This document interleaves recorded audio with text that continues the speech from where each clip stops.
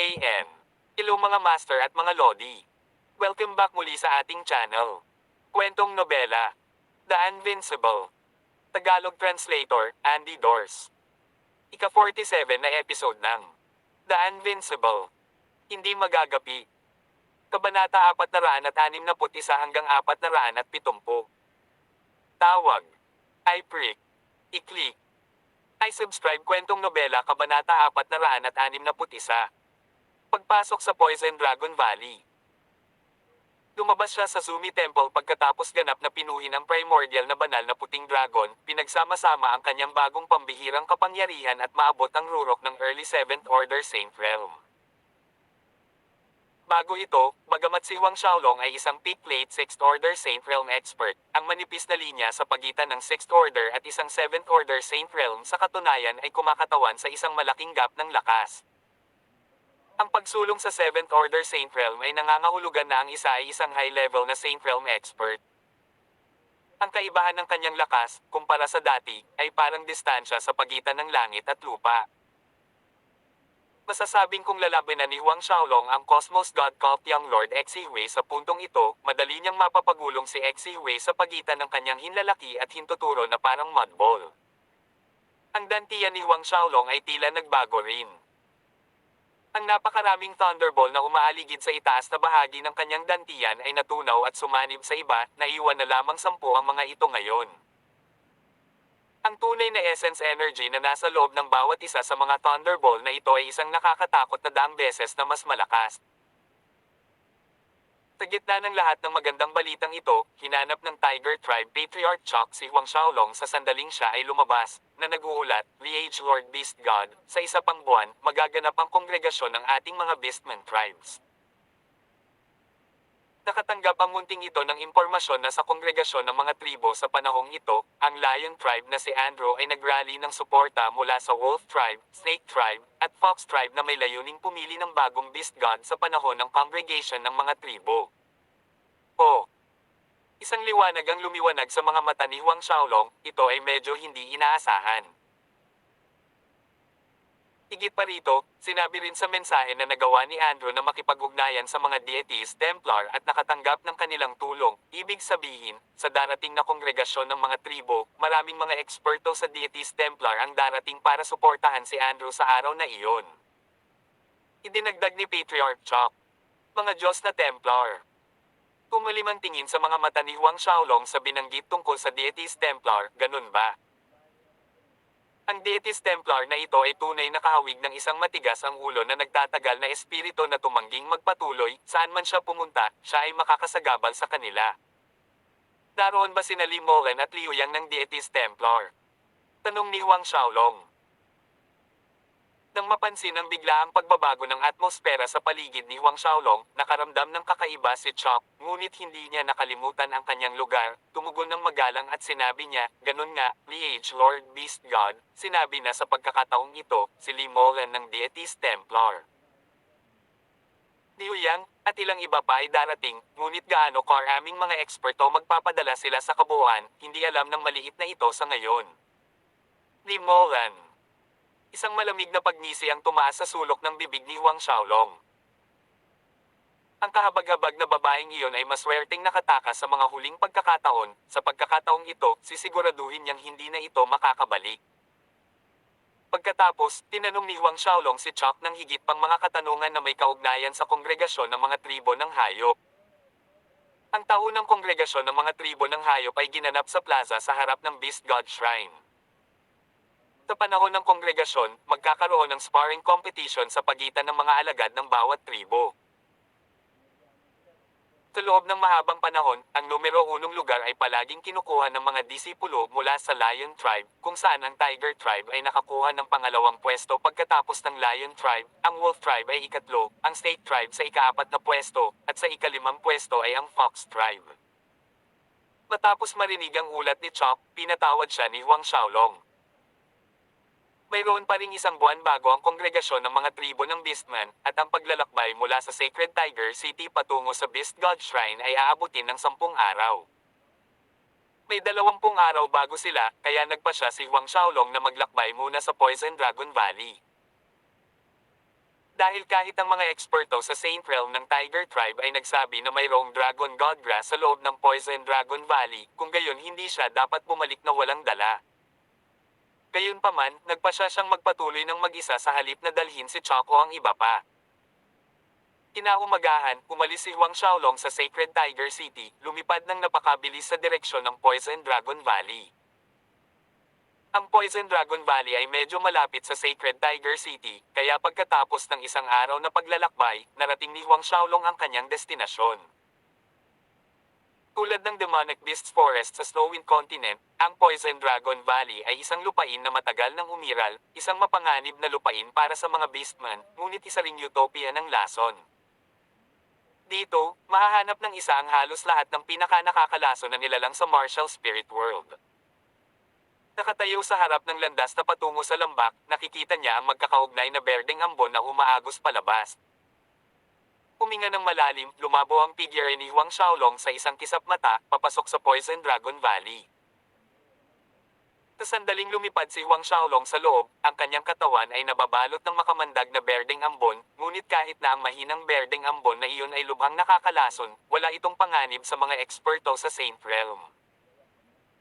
Hindi man lang siya nagabala na magtayo ng Battle Chi Barrier para protektahan ang kanyang sarili, lumilipad ng mas malalim sa lambak ng mas mabilis.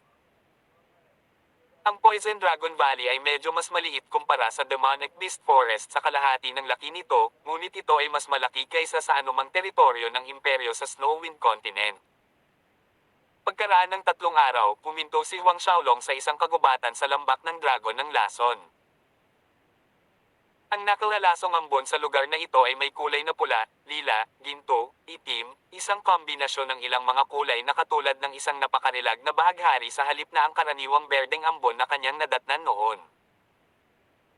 Alam ni Huang Xiaolong na kung mas matingkad at makulay ang nakalalasong ambon, mas mataas ang kabagsikan nito.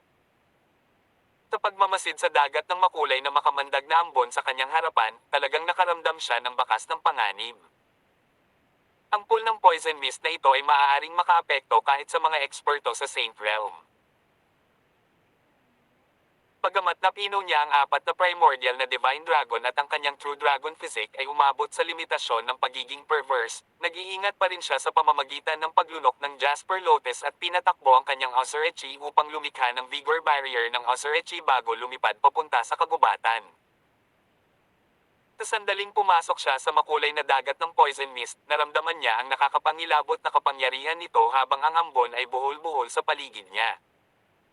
Talagang sinira nito ang ibabaw ng kanyang Ozurichi Vigor Barrier. Habang patuloy na humihina ang Ozurichi Vigor Barrier, wala siyang ibang pagpipilian kundi patakbuhin ang kanyang Ozurichi upang mapanatili ang protective barrier. Gayunpaman, makalipas ang isang oras, napansin ni Huang Xiaolong na ang kanyang battle chi ay mabilis na nauubos, na kumukuha ng higit pa sa kailangan niya upang labanan ang isang eksperto sa 8th Order Saint Realm. Pagkalipas ng 2 oras, kailangan ni Huang Xiaolong na gamitin ang instant recovery ng kanyang martial spirit para mapunan ang kanyang pagod na battle chi. Nang malapit nang lumabas si Huang Xiaolong mula sa makulay na dagat ng poison mist, isang bagay na may matinding malisyosong layunin ang umatake sa kanya nang wala saan. Tumama ang palad ni Huang Xiaolong bilang depensa. Nang hihiram ng lakas ng banggaan, tumalon siya ng malayo sa gilid. Ang napakalaking nilalang ay pinalipad ng palad ni Huang Xiaolong na nagpatamba sa mga hanay ng mga puno at mga palumpong habang ito ay malakas na bumagsak sa lupa. Nang tingnan ng kanyang umaatake, ito pala ay isang makulay na guhit na higanting sawa. Ang higanting sawa na ito ay mahigit 20 zang ang haba, kasing kapal ng bar aisles ng tubig na may nakausli na korona ng dugo sa noo nito. Blood Crown Poison Python. Sa isang sulyap, nakilala ni Huang Xiaolong kung anong hayop iyon. Sa mga sawa, iilan lamang ang nakakalason, ngunit ang Blood Crown Poison Python sa ibaba niya ay lubhang nakakalason. May mga chismis na ang isang Saint Realm expert na nakagat ng Blood Crown Poison Python ay naagnas ang buong braso sa isang kisap mata. Si Huang Xiaolong ay lumipad pababa at naglakad patungo sa Blood Crown Poison Python, ang kanyang counter-attack ngayon lang talaga ang pumatay dito. Ang Blood Crown Poison Python na nasa harapan niya ay nakarating na sa Saint Realm, at kahit na First Order Saint Realm lang iyon, ang Beast Core sa loob ng katawan nito ay magandang bagay. Ang pagdadala ng Beast Core sa kanya ay maitaboy ang marami sa mga nakapaligid na lason. Madali niyang hiniwa ang ulo ng sawa, tinanggal ang core ng hayop at mabilis na umalis sa lugar. Gaya ng inaasahan, napansin ni Huang Xiaolong na matapos dalhin ang Beast Core ng Blood Crown Poison Python, ang nakalalasong ambon sa paligid ay umiwas sa kanya, na bumubuo ng malinaw na 10 metrong radius sa paligid ng kanyang katawan. Makalipas ang ilang sandali, siya ay nasa labas ng kagubatan, na nakarating sa harap ng isang maalon na bulubunduking rehiyon. Ang mga bundok na ito sa harap niya ay may kulay sa mga kulay ng dark purple, isang indikasyon ng antas ng toxicity na naging dahilan ng pagbabago ng kulay ng lupa. Si Huang Xiaolong ay lumipad ng may pag-iingat. Pagkalipas ng 2 araw, biglang huminto si Huang Xiaolong sa isang maliit na tuktok ng burol na nakakita ng pamilyar na pabango sa isang lugar sa unahan. Ito ay amoy ng dragon. Matapos pinuhin ng 4 na primordial na banal na dragon, siya ay lubhang sensitibo sa amoy na kahit na bahagyang nauugnay sa mga dragon. Maaaring ito ay ang Dragon God Grass. Natuwa si Huang Xiaolong sa naisip. Tawag. I-prick. I-click. I-subscribe kwentong nobela. Hindi magagapi. Tagalog Translator, Andy Dorst, Kabanata 462. Tumatakbo sa lipi ng leon. Agad na tumakbo si Huang Xiaolong sa isang direksyon, tinutunton ng amoy ng dragon. Ilang sandali pa, narating niya ang ilalim ng isang bangin. Sa katunayan, mayroong Dragon God Grass. Nagliwanag ang mga mata ni Huang Xiaolong. Tumangala sa pader ng talampas, halos 100 zang ang taas, mayroong 3 maliliit na halaman na nakausli, na hugis tulad ng Martingale na Primordial Divine Dragon. Si Huang Xiaolong ay tumalon, ang kanyang kamay ay iniabot upang hawakan ang 3 tangkay ng Dragon God Grass, ngunit eksakto sa sandaling ito, isang figure ang sumugod sa kanya sa napakabilis na bilis habang ang hangin ay umuungol sa kanyang likuran. Tinuntok ng figure si Huang Xiaolong na may disguise na layuning pumatay. Ang lakas ng kamao ay tumama na parang sumisikat na mga patong ng tsunami, na naglalaman ng kapangyarihang sirain ang lahat ng nasa daan nito. Naalarma sa biglaang pag-ambush, si Huang Xiaolong ay walang oras upang kunin ang Dragon God Grass sa sandaling ito, ang kanyang katawan ay mabilis na umikot at sinalungat ang pag-atake gamit ang kanyang palad. Isang malakas na pagsabog ang nagdulot ng hangin at gumuho ang grabo mula sa pader ng bangin. Dahan-dahang lumapag si Huang Xiaolong sa lupa mula sa kalagitnaan ng hangin. Nagulat ang attacker na nagawang tamaan siya ni Huang Xiaolong, pagkatapos ay may nakita pang 2 figure na mabilis na humarap sa kanila. Naningkit ang mga mata ni Huang Xiaolong, ang 3 taong ito ay malinaw na bahagi ng isang grupo. Bukod dito, sa paghusga sa kanilang pananamit at hitsura, silang 3 ay miyembro ng Lion Tribe. Higit pa rito, silang 3 ay mga eksperto sa Saint Realm. 2 sa 3 ay mga high-level na Saint Realm expert, habang ang bunso ay medyo mahina, isang 5th Order Saint Realm. Lumakad ang bunso, sinisiyasat si Huang Xiaolong mula sa itaas hanggang sa ibaba, lahing tao. Itinuro niya ang 3 tangkay ng Dragon God Grass sa cliff wall at sinabi kay Huang Xiaolong, gusto ko ang 3 tangkay ng Dragon God Grass. Pwede ka nang umalis, hindi kita papatayin. Ang tonong mapagkunwari ay hindi masasagot. Sa nag-iisang palitan na iyon ngayon lang, bagamat mabilis si Huang Xiaolong, hindi sapat para sa eksperto ng Lion Tribe na iyon na bigyang pansin siya. At kung hindi ako aalis? Ganti ni Huang Xiaolong. The young one revealed a malicious smile, sa tingin mo kaya mong labanan tayong 3. Hayaan mong sabihin ko sa iyo, ako ang Little Patriarch ng Lion Tribe, at ang 2 ito ay elder ng aking tribo. Pareho silang mga eksperto sa 8th Order Saint Realm. Ang ekspresyon ni Huang Xiaolong ay nanatiling hindi nababagabag.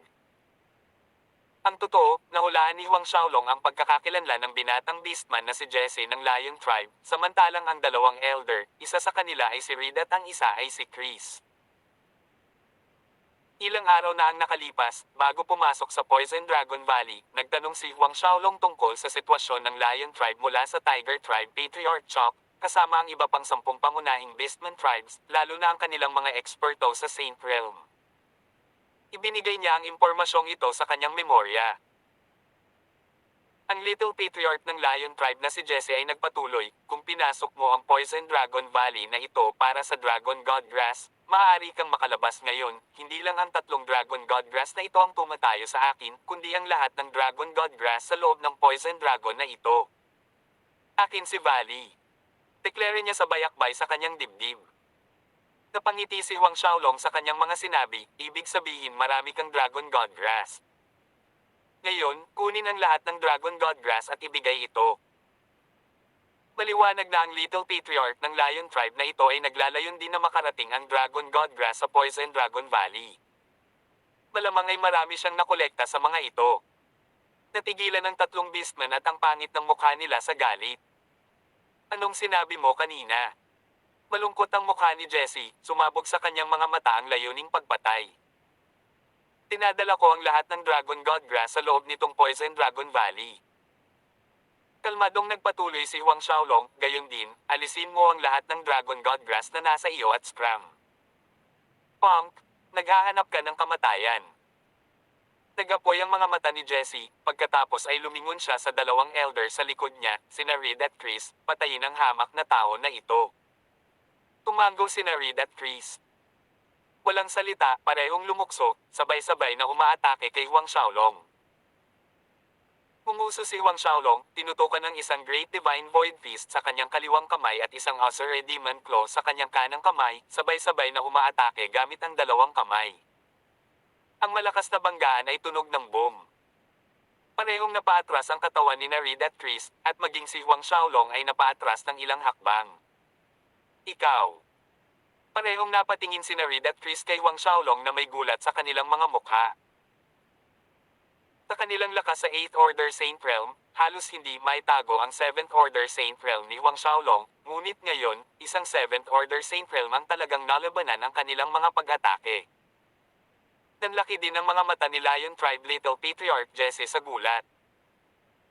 Habang pinagmamasdan ang kanilang mga mukha, isang mapang uyam ng ngiti ang sumilay sa mukha ni Huang Xiaolong habang ang kanyang anyo ay nawala sa kanyang paningin. Nang muli siyang lumitaw, nasa loob ng isang braso sina Reed at Chris, na ikinagulat nilang dalawa. Nang maisip nila na si Salake ang tao, bumukas ang isang patayong mata sa gitna ng kanyang noo. Isang nakasisilaw na pulang ilaw ang kumikislap at naramdaman ng dalawa na tinatamaan ang kanilang isip, nahihilo at nalilito. Ang susunod na bagay na alam nila, isang matalim na momentum ang tumama sa kanila sa dibdib na nagpasabog sa kanila pabalik. Kinuha ni Huang Xiaolong ang kanyang mga kamay, pinanood ni Huang Xiaolong ang 2 figure na may matigas na mukha. Bagamat ang 2 Lion Tribe Elder na ito ay 8th Order Saint Realm, sila ay maaga pa lang na 8th Order. Sa kasalukuyang lakas ni Huang Xiaolong, ang pagkatalo sa 2 ito ay halos hindi nangangailangan ng anumang pagsisikap. Pagkatapos niyang makipag-usap sa 2 elder, ibinaling niya ang kanyang atensyon sa maliit na Little Patriarch, si Jesse. Pinagmasdan ni Jesse si Huang Xiaolong na maingat na lumalapit, binabawi ang kanyang sentido habang ang takot ay sumisigaw sa kanyang mga mata, sumisigaw habang siya ay umatras, ikaw, kung manggawas kang. Si Huang Xiaolong ay sumipa, pinalipad pabalik si Jesse ng ilang daang metro, na bumagsak sa pader ng bangin. Dumudulas sa pader ng bangin, nakayuko si Jesse at nakahawak sa kanyang tiyan. Isang malakas na ungol ang umalingaw sa paglabas ng dugo mula sa kanyang bibig. Ang sipa na iyon mula kay Huang Xiaolong ay sapat na mahirap para mabasag ang kanyang gallbladder. Dahan-dahang naglakad si Huang Xiaolong patungo sa talampas ng pader. Hindi, huwag, kaya kong ibigay sa iyo ang lahat ng Dragon God Grass na mayroon ako. Napamura si Jesse sa takot, baliw na kumakaway ang mga kamay habang inilalabas niya ang lahat ng Dragon God Grass mula sa kanyang spatial ring. 5 tangkay sa kabuuan. Isang puwersa ng pagsipsip ang nagmula sa palad ni Huang Xiaolong na bumabalot sa mga tangkay ng Dragon God Grass at inilagay ang mga ito sa Azure Ring. Agad akong mag-scram, ayoko ng Dragon God Grass dito sa Poison Dragon Valley, ayoko. Nadapa at natamba si Jesse habang nagmamadaling tumayo para tumakas. Nagpumiglas din sina Reed at Chris na nakasunod kay Jesse, na wala nang wala pang 1 segundo. Pinanood ni Huang Xiaolong ang 3 sorry figure na tumatakas, ngunit hindi niya itinuloy. Nang mawala sa paningin ang tatlong tigre, tumalon siya muli sa pader ng talampas, tinipon ng tatlong tangkay ng Dragon Godgrass. Nakatanggap siya ng 5 tangkay ng Dragon Godgrass mula sa Little Patriarch ng Lion Tribe, si Jesse, at idinagdag ang 3 tangkay mula sa Wall Cliff, mayroon siyang kabuoang 8 tangkay ng Dragon Godgrass. Si Huang Xiaolong ay mayroon pa ring Dragon Godgrass mula noon, kaya maaari niyang pinuhin ang isa pang primordial na banal na dragon. Ngunit hindi siya nagmamadaling umalis, sa halip ay nagpatuloy siya ng mas malalim, nagpatuloy sa paghahanap. Tirichet Asterisk S. Si Jesse at ang dalawang elder ay tumakbo ng mabilis hanggat maaari sa takot, at nang matiyak nilang hindi sila hinabol ng tao, puminto silang tatlo sa isang random na tuktok. Pumaon ang mga daliri ni Jesse sa kanyang palad habang nakatingin siya sa direksyon ni Huang Xiaolong, puno ng galit at puot ang kanyang mga mata, ang pinakamababa sa hamak na aso. Darating ang araw na hahayaan kitang mamatay ng walang buo na bangkay. Munting Patriarch, sa loob lamang ng ilang araw, ang taunang kongregasyon ng mga tribo ay magaganap, at sa oras na iyon ang Patriarch ay tiyak na ihahalal bilang bagong hayop na Diyos, na mamamahala sa lahat ng tribo ng mga hayop. Idinagdag ni Reed, kahit na kailangan nating maghukay ng 3 talampakan sa ilalim, huhukayin natin ang punk na iyon. Sangkatauhan.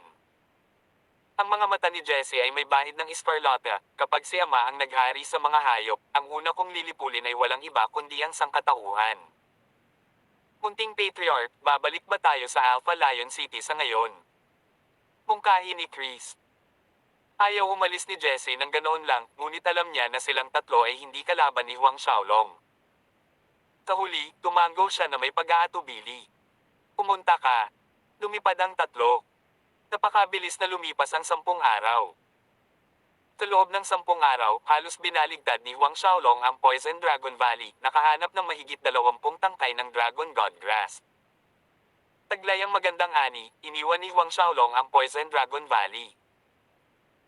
Sa daan, pinatay ni Huang Xiaolong ang maraming makamandag na nilalang sa Saint Realm, na naging pagkain ng Poison Corpse Scarabs, na nagdulot ng panibagong pagbabago. Ang Sea of Devils and Ghosts Array ay mas malakas sa pagdaragdag ng mga kaluluwang ito. Nang makabalik si Huang Xiaolong sa Sacred Tiger City, narito ang 10 araw na natitira para sa kongregasyon ng mga Beastmen Tribes. Tawag. I-prick. I-click. I-subscribe kwentong nobela. Hindi magagapi. Tagalog Translator, Andy Dors, Kabanata 463. From For Me Now.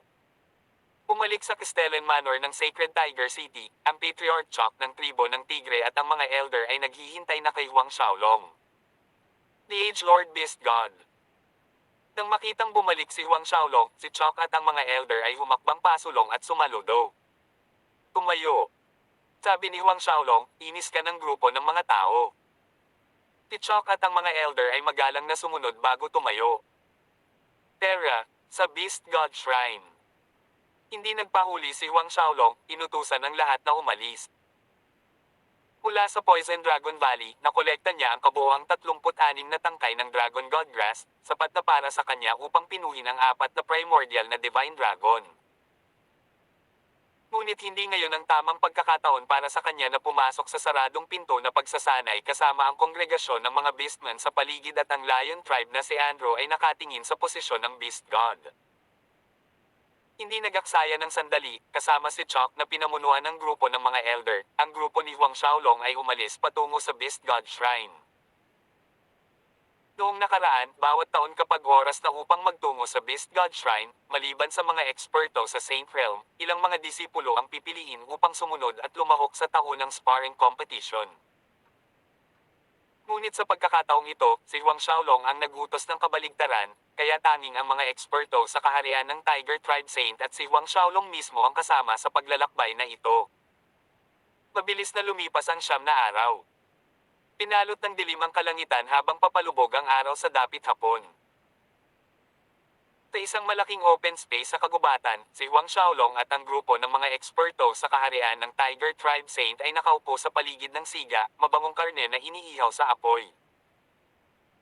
Upang maiwasan ang pagkilala sa kanya ng grupong deities Templar ni Li Molan, ginamit ni Huang Xiaolong ang tunay na essence energy para baguhin ang kanyang mga facial features.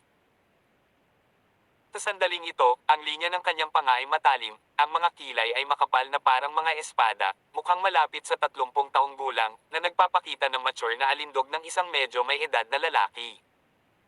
Mas matipuno at maskulado ang kanyang pangangatawan. Si Chok at ang iba pang eksperto sa Tiger Tribe Saint Realm ay tumitig sa pagkamangha at pagtataka habang unti-unting nagbago ang mukha ni Huang Xiaolong sa harap ng kanilang mga mata. Nagtipon-tipon sa paligid ng siga, pinapanood ang kumakaluskos na karne na iniihaw sa apoy at naaamoy ang bango na tumatagos sa hangin, ang mga dalubhasa ng tigre na iyon ay buong sakam na nilunok ang kanilang laway. Gayunpaman, nakatingin lang sila, hindi gumagalaw si Huang Xiaolong at hindi sila nangahas na kumilos bago siya kumilos. Sa likas na katangian, ang mga beastmen ay nagustuhan ang karne. Sa ilang araw ng paglalakbay, matapos matikman ang inihaw na karne ni Huang Xiaolong, napagtanto nila na ang lahat ng karne na kanilang kinain noon ay puro tae ng aso. Sa wakas, lumipat si Huang Xiaolong. Iniwan niya ang isang piraso ng karne at inilagay ito sa kanyang bibig, ngumunguya ng maluwag. Mahigit 10 pares ng mga mata ang nakatingin sa kanya na may naglalaway na laway. Hukayin mo. Pinapanood ang mga ekspresyon ng mga dalubhasa sa Tiger Tribe, isang ngiti ang lumitaw sa kanyang mukha. Maraming salamat, Liege Lord. Nagliwanag si Chok at ang mga eksperto, sinabi ang kanilang pasasalamat at nagsimulang makipaglaban sa kanilang sarili para sa karne. Gayunpaman, gaano man sila nag-away para sa karne, walang nang ahas na hawakan ang piraso ng karne ng tyrant boar na pinutol ni Huang Xiaolong. Sina Chok at ang iba pa ay kinain ng karne sa ilang sandali. Anong karne ng hayop ito? Napakasarap. Mabango. Biglang, sa di kalayuan, isang boses ang bumulalas, na sinundan ng kumakaluskos na hangin na lumilipad sa kanilang direksyon. Mula sa tunog nito, medyo marami na ang tao. Sa isang kisap mata, mahigit 30 tao ang sumulpot sa harap ng grupo ng Tiger Tribe. Magkaharap, parehong nagulat ang mga bagong dating at ang mga eksperto sa kaharian ng Tiger Tribe Saint. Hehe, si Patriarch Chok. Isang medyo may edad na lalaki ang lumabas mula sa grupo ng mga bagong dating na nakangiti kay Chok. Ang ngiti lang ng taong ito ay nagbigay ng masamang pakiramdam. Hindi pa banggitin ang malamig na mga mata na may bahid ng mali siya na naging dahilan ng pag-iingat ng iba. Kaya si Patriarch Danny. Kahit na nagsalita si Chok, nanatili siyang nakaupo sa halip na bumangon, at ang kanyang pagbati ay tila maligamgam sa pinakamainam. Ang nasa katanghaliang gulang na lalaking ito, si Danny, ay ang Patriarch ng Snake Tribe. Nahulaan ni Huang Xiaolong ang pinagmulan ng grupong ito nang dumating sila. Ang Snake Tribe ay naglabas ng kakaibang maasim na amoy na nakakasuka sa mga tao. Mayroon din silang madaling matukoy na mga pinong guhit na marka sa sulok ng kanilang mga mata at noo na kahawig ng balat ng ahas. Sa kabila ng maligamgam na pagbati ni Chok, dinala ni Danny ang kanyang grupo at lumapit sa bonfire. Nang malapit na siya ay napansin niyang may nakaupong tao sa tabi ni Chok at natigilan sandali. Kailan nagsimulang makipagtulungan ang tribo tigre sa mga tao. Kahit nagdududa, hindi ito masyadong pinansin ni Danny. Paglapit niya sa bonfire, napansin niyang occupied ang lahat ng upuan, na walang puwang para makasiksik. Nang halos walang pag-aalinlangan sa kanyang mga hakbang, naglakad siya patungo kay Huang Xiaolong, sinabing, "Bata, tumabi ka." Umabot ang kanyang binti upang sipin si Huang Xiaolong. Bago makipag-ugnayan ang binti ni Danny, lahat ng mga eksperto sa Saint Realm ng Tiger Tribe ay tumalon sa kanilang mga paa sa galit. Ang kanilang mga mata ay bumubulusok ng apoy kay Danny, kabilang si Chok, na para bang paghiwalayin nila si Danny at lulunukin siya ng buho. Ang dramatikong reaksyon ay nagbigay ng takot kay Danny. Para sa isang tao lamang, ang reaksyon ng tigre ay ito ay pinalaki. Ang reaksyon ng grupong Tiger Tribe ay nagulat din sa iba pang miyembro ng Snake Tribe, kaya lahat sila, kasama si Danny, ay tumingin kay Chok at sa mga eksperto ng Tiger Tribe na may gulat na mga mata. Patriarch Chok, ito ay isang tao lamang. Pumalaklak si Danny na parang nagbibiro, hindi naman kailangan ng ganoong kalaking reaksyon, di ba?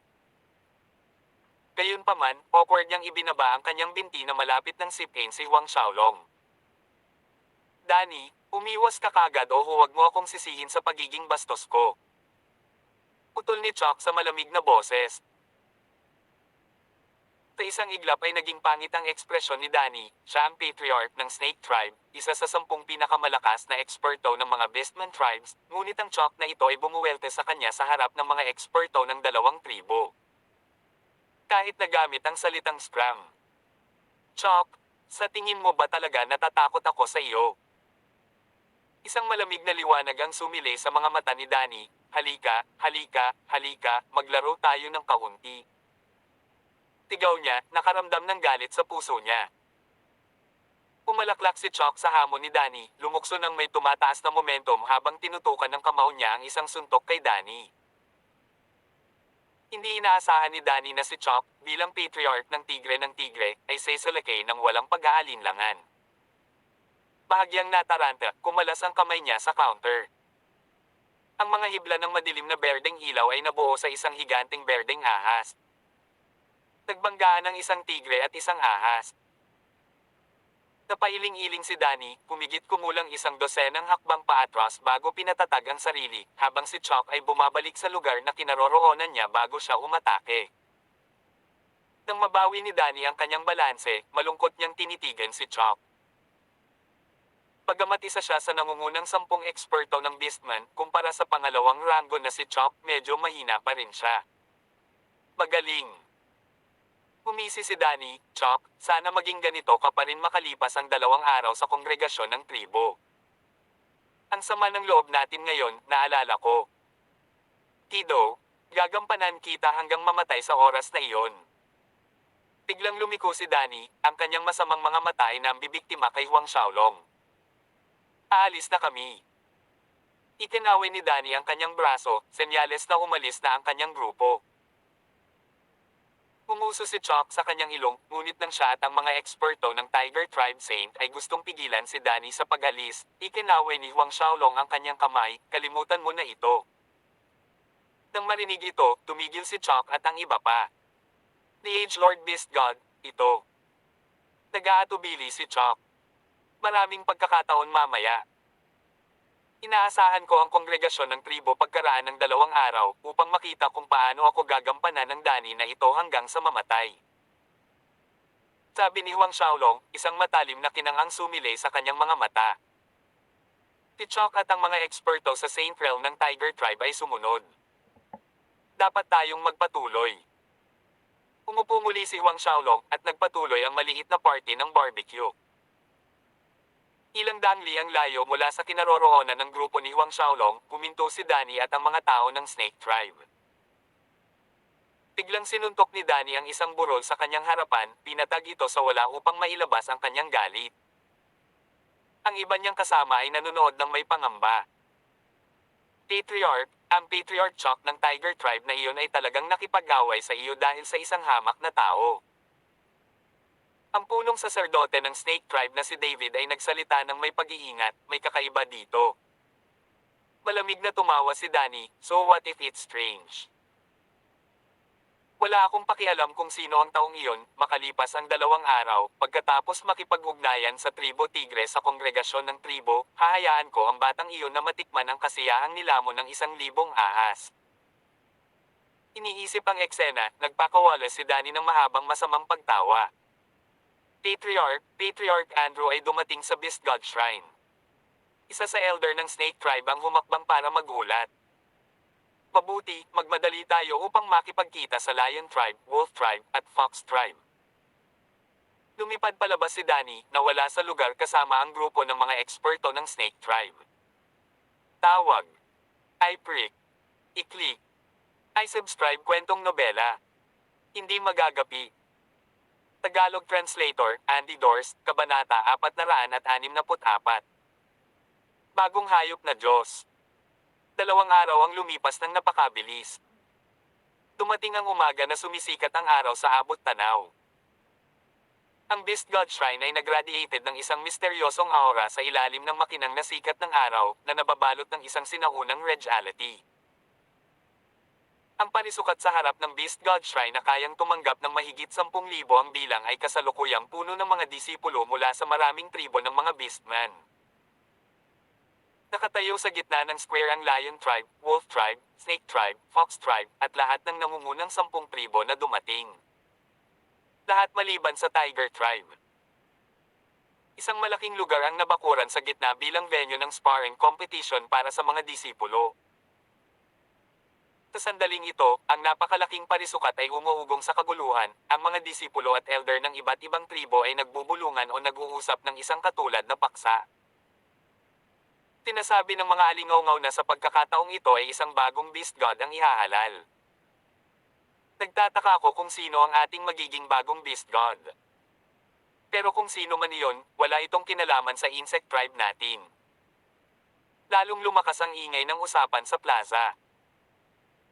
Ang patriarch ng Lion Tribe na si Andrew ay nakaupo sa isang upuan na nakapikit sa poster ng pagmumuni-muni, na parang walang kinalaman sa kanya ang mga talakayan sa paligid. Nang umabot na sa tuktok ang mga ingay sa plaza, bigla silang huminto. Mula sa bawat sulok ng parisukat, lumingon ang mga ulo sa pasukan, pinapanood si Chalk at isang grupo ng mga eksperto sa kaharian ng Tiger Tribe Saint habang patungo sila sa Square Center. Ang ikinagulat nila ay ang taong naglalakad sa tabi ni Chalk. Si Andrew, na tila nagmumuni-muni, ay nagmulat ng kanyang mga mata, isang matalim na liwanag ang kumikinang habang ang kanyang matalim na tingin ay nakatuon kay Chalk. Nang may maramdaman, tumingin si Chalk. Nagtama ang mga tingin ng dalawang magkalaban sa hangin, na lumilikha ng hindi nakikitang sumisikat na enerhiya na naglabas ng tahimik na presyon sa ibabaw ng parisukat. Ang bahagyang mahina ng mga patriarch at elder ay mabilis na umatras, hindi nakayanan ang panggigipit. Makalipas ang ilang segundo, nagbawi ng tingin sina Chalk at Andrew. Agad namang nakahinga ng maluwag ang mga tao sa plaza. Nilinggan ni Andrew ang kanyang katiwala, si Andy, na sumenyas ng tingin. Tumango si Andy bilang pagsangayon at naglakad papunta sa grupo ng Tribo Tigre. Huminto sa harap ni Chalk, nagtaas ng braso si Andy para harangan ang dinadaanan ni Chalk. Nagsalita sa boses na hindi masyadong malakas o mahina, Patriarch Chalk, ngayon ang congregation ng mga Beastman tribes natin pero nagdala ka talaga ng tao dito, ano ang ibig sabihin? Ditong, ang iyong aksyon ay isang paglapastangan sa Beast God. Paglalapastangan sa Diyos ng hayop. Malamig na tumikim si Chalk, at sa isang segundo, kumuyam ang kamay niya at binaril si Andy. Nagulat, itinaas ni Andy ang isang braso upang harangan ang pag-atake, ngunit pinilit pa rin siyang paatras ng puwersa, na naging dahilan upang siya ay maging awkward. Ikaw. Si Andy ay parehong natakot at nagalit. Sino ang nagutos na ang mga tao ay hindi maaaring sumali sa kongregasyon ng ating mga tribo ng hayop?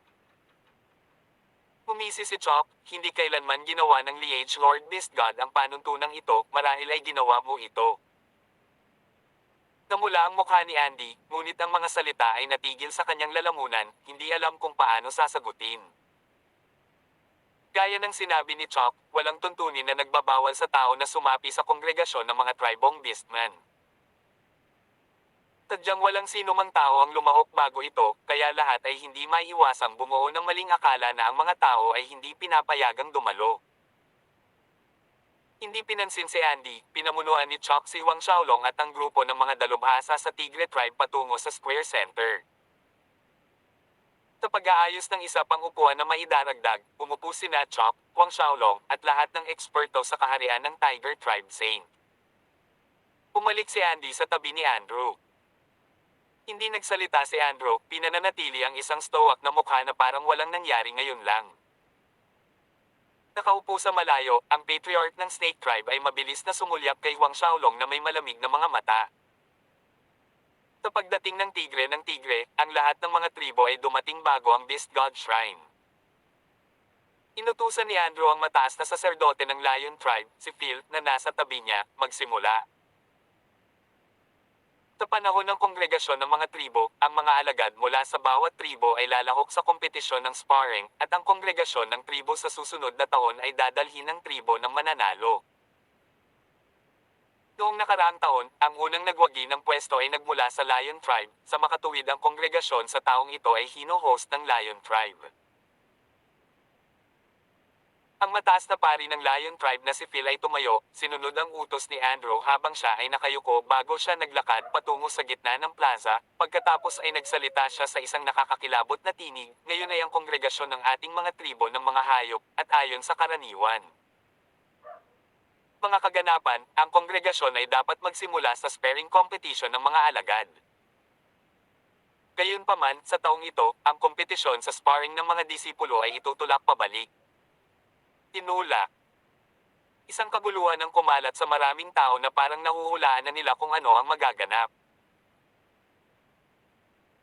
Gaya ng inaasahan, nagpatuloy ang High Priest ng Lion Tribe, mahigit sa 10,000 taon na ang nakalilipas. Ang ating maluwalhating liege Lord Beast God ay pinangunahan ang mga Beastman Tribe sa pagsakop sa Ten Directions continent na ito, lahat ng iba pang lahi, ay sumuko sa ilalim ng kanyang pamumuno.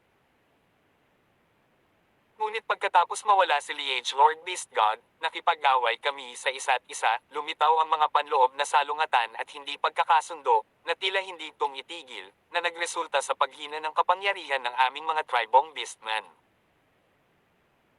Kung magpapatuloy tayo sa landas na ito, tayong mga Beastman ay masusupol ng mga demonyong angkan ng hayop, o mas malala pa, nilalamon nila. Sa makatuwid, tayong mga Beastman tribes ay dapat magsama-sama at pumili ng isang bagong Beast God, upang ang bagong Liege Lord Beast God ay maakay tayo upang maging mas malakas muli, upang umunlad, masakop muli ang Ten Directions continent, upang mabawi ang ating nakaraang kaluwalhatian at lakas. Ang High Priest ng Lion Tribe ay matuwid sa kanyang mga salita, na pumukaw sa damdamin ng karamihan.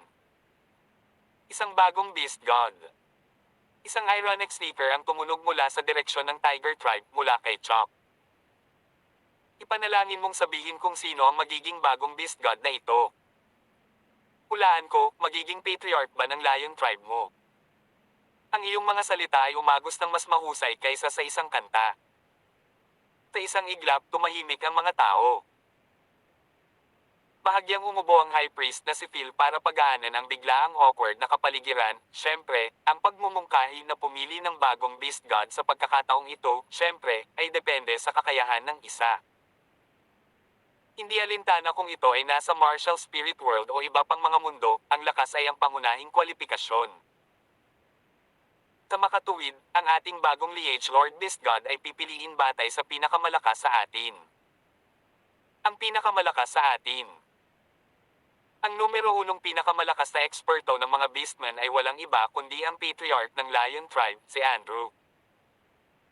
Kitang-kita sa mga salita ng High Priest Phil na walang kandidatong mas nararapat kaysa sa Patriarch ng kanilang Lion Tribe na si Andrew bilang bagong Liege Lord Beast God. Humisi si Chok, magsasalita na sana siya muli bago marinig ang boses ni Huang Xiaolong sa kanyang tainga, na huminto sa susunod niyang aksyon. Mahigpit kong hinirang ang aking Lion Tribe Patriarch na si Andrew bilang bagong Beast God. Ang ating Patriarch lang ang may kakayahang manguna sa atin sa isang mas malakas na puwersa, na muling gawin ang kaluwalhatian ng ating ninunol na mga Beastman. Pinuri ni High Priest Phil. Ang ilan sa karamihan ay naantig sa kanyang mga salita. Ang B-Man. Tukahayop. Naisip ko na ito ay isang katulad nito aka Platypus. Tribo? Tribo ng baka? Tribo ng marahas na kabayo? Tribo ng kambing, at Patriarch ng 100 Bird Tribe ay may maliit na Simon God sa kanilang mga mukha. Sumasang-ayon din ako kay Patriarch Andrew bilang bagong Beast God ng ating mga tribong Beastman. Ang Snake Tribe Patriarch na si Danny ay nagsalita sa puntong ito, tanging isang malakas na tao tulad ni Andrew ang may kakayahang pangunahan tayo bilang bagong Beast God ng mga Beastman. Inominate ko rin si Patriarch Andrew. Nagsalita din ang Patriarch ng tribong lobo na si Hayden. Kasunod nito, ang Patriarch ng Fox Tribe, si Grace, ay humalingaw-ngaw sa parehong tono. Tumayo si Andrew, binati sina Danny, Hayden, at Grace nang nakakop fist at saka humarap sa crowd. Kung mayroong sino man dito na nag-iisip na ang kanyang lakas ay mas malakas kaysa sa akin, malugod kong tinatanggap ang hamon. Kung matalo ako, ibibigay ko ang posisyon ng Beast God sa mananalo. Ibigay ang posisyon ng Beast God. Pumangon ng Tigre Tribe Patriarch Chok, isang mapanuksong ngiti ang nakasabit sa kanyang mga labi, anong biro? Sino ka para ibigay ang posisyon ng Beast God? Andrew, ipinahihiwatig mo ba na ikaw na ang bagong Beast God ngayon? Hindi pinansin ni Andrew ang lahat ng sinabi ni Chok, kalmado gaya ng dati. Chok, naglalabas ka ba ng hamon? Nakatitig ang mga mata ni Chok sa karamihan habang sinabi niya, hindi ako tumututol sa pagpili ng bagong Beast God, gayunpaman, dapat itong sumunod sa ating matagal ng pamumuno. Sino man ang may Beast God Scepter, ang taong iyon ay magiging mga Beastmen tribes natin. Bagong Beast God.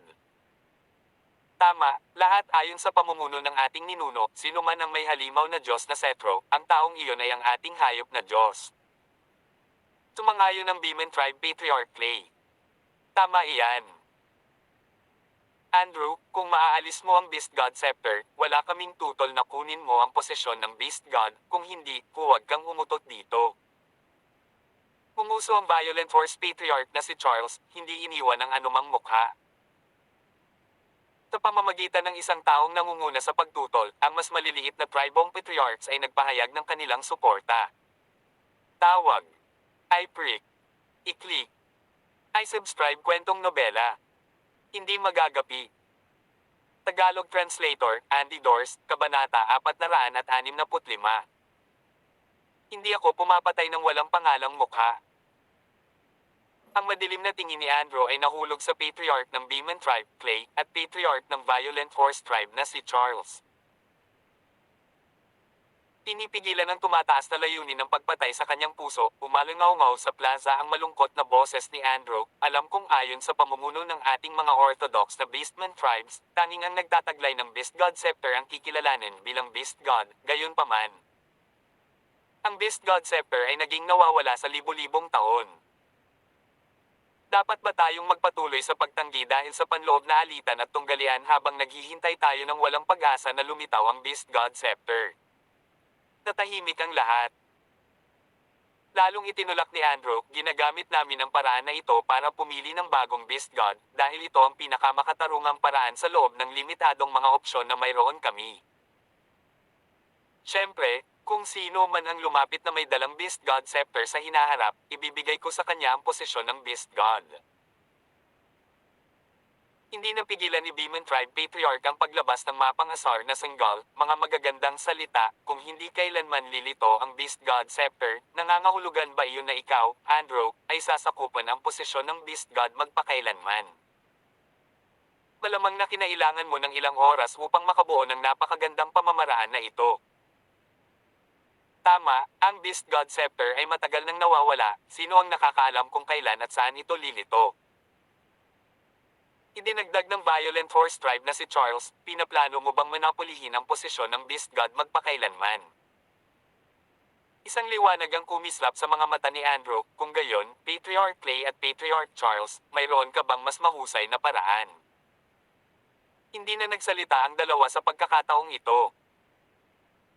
Tiningnan ni Tiger Tribe Patriarch Chok si Huang Xiaolong mula sa gilid ng kanyang mata, umiling si Huang Xiaolong na nagpapahiwatig na hindi nagmamadali. Sa oras na ito na narinig ang sunod-sunod na tunog ng malalakas na sipol ng hangin sa kalangitan sa itaas. Mahigit 100 figure ang dumating na naglalabas ng nakakatakot na momentum na kumalat sa paligid ng parisukat na parang malalaking alon. Ang mga Beastmen crowd sa ibaba ay naten sa isang iglap, nakatingin sa grupo ng mahigit 60 nanghihimasok na pawang mga eksperto sa Saint Realm. Bukod dito, karamihan sa kanila ay mga high-level na Saint Realm expert. Mga Diyos na Templar. Sila ay mga tao mula sa Deities Templar. Ang pagkabigla ay dumaan sa karamihan ng mga Beastmen. Tumikim si Huang Xiaolong, hindi niya inaasahan na ang Deities Templar ay magpapadala ng mahigit 60 Saint Realm expert dito, bukod pa rito, karamihan sa kanila ay mga high-level na Saint Realm expert. Ito ay malinaw na mula dito lamang ang kahalagahan na inilagay ng Deities Templar sa bagong pagpili ng Beast God na ito. At ang nangunguna sa harapan ay si Li Molan. 3 taon na ang nakalipas mula noong labanan sa Ozera Square, at sa hitsura, tila hindi nagbago si Li Molan kumpara sa 3 taon na ang nakalipas. Gayunpaman, masigasig na naramdaman ni Huang Xiaolong na tila mas matigas ang hininga ni Li Molan. Sa tabi ni Li Molan ay si Liu Yang.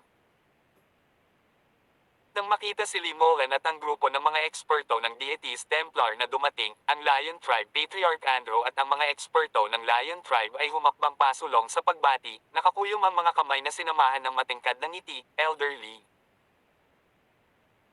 Ang Patriarch ng Snake Tribe na si Danny at ang iba pa sa napagkasunduang alyansa ay mabilis na sumunod sa likuran sa paraang mapagpakumbaba. Bahagyang tumango si Limolan. Tinundan ng malaking grupo si Limolan sa Square Center at naupo sa isang malinaw na pagpapalagay na paraan.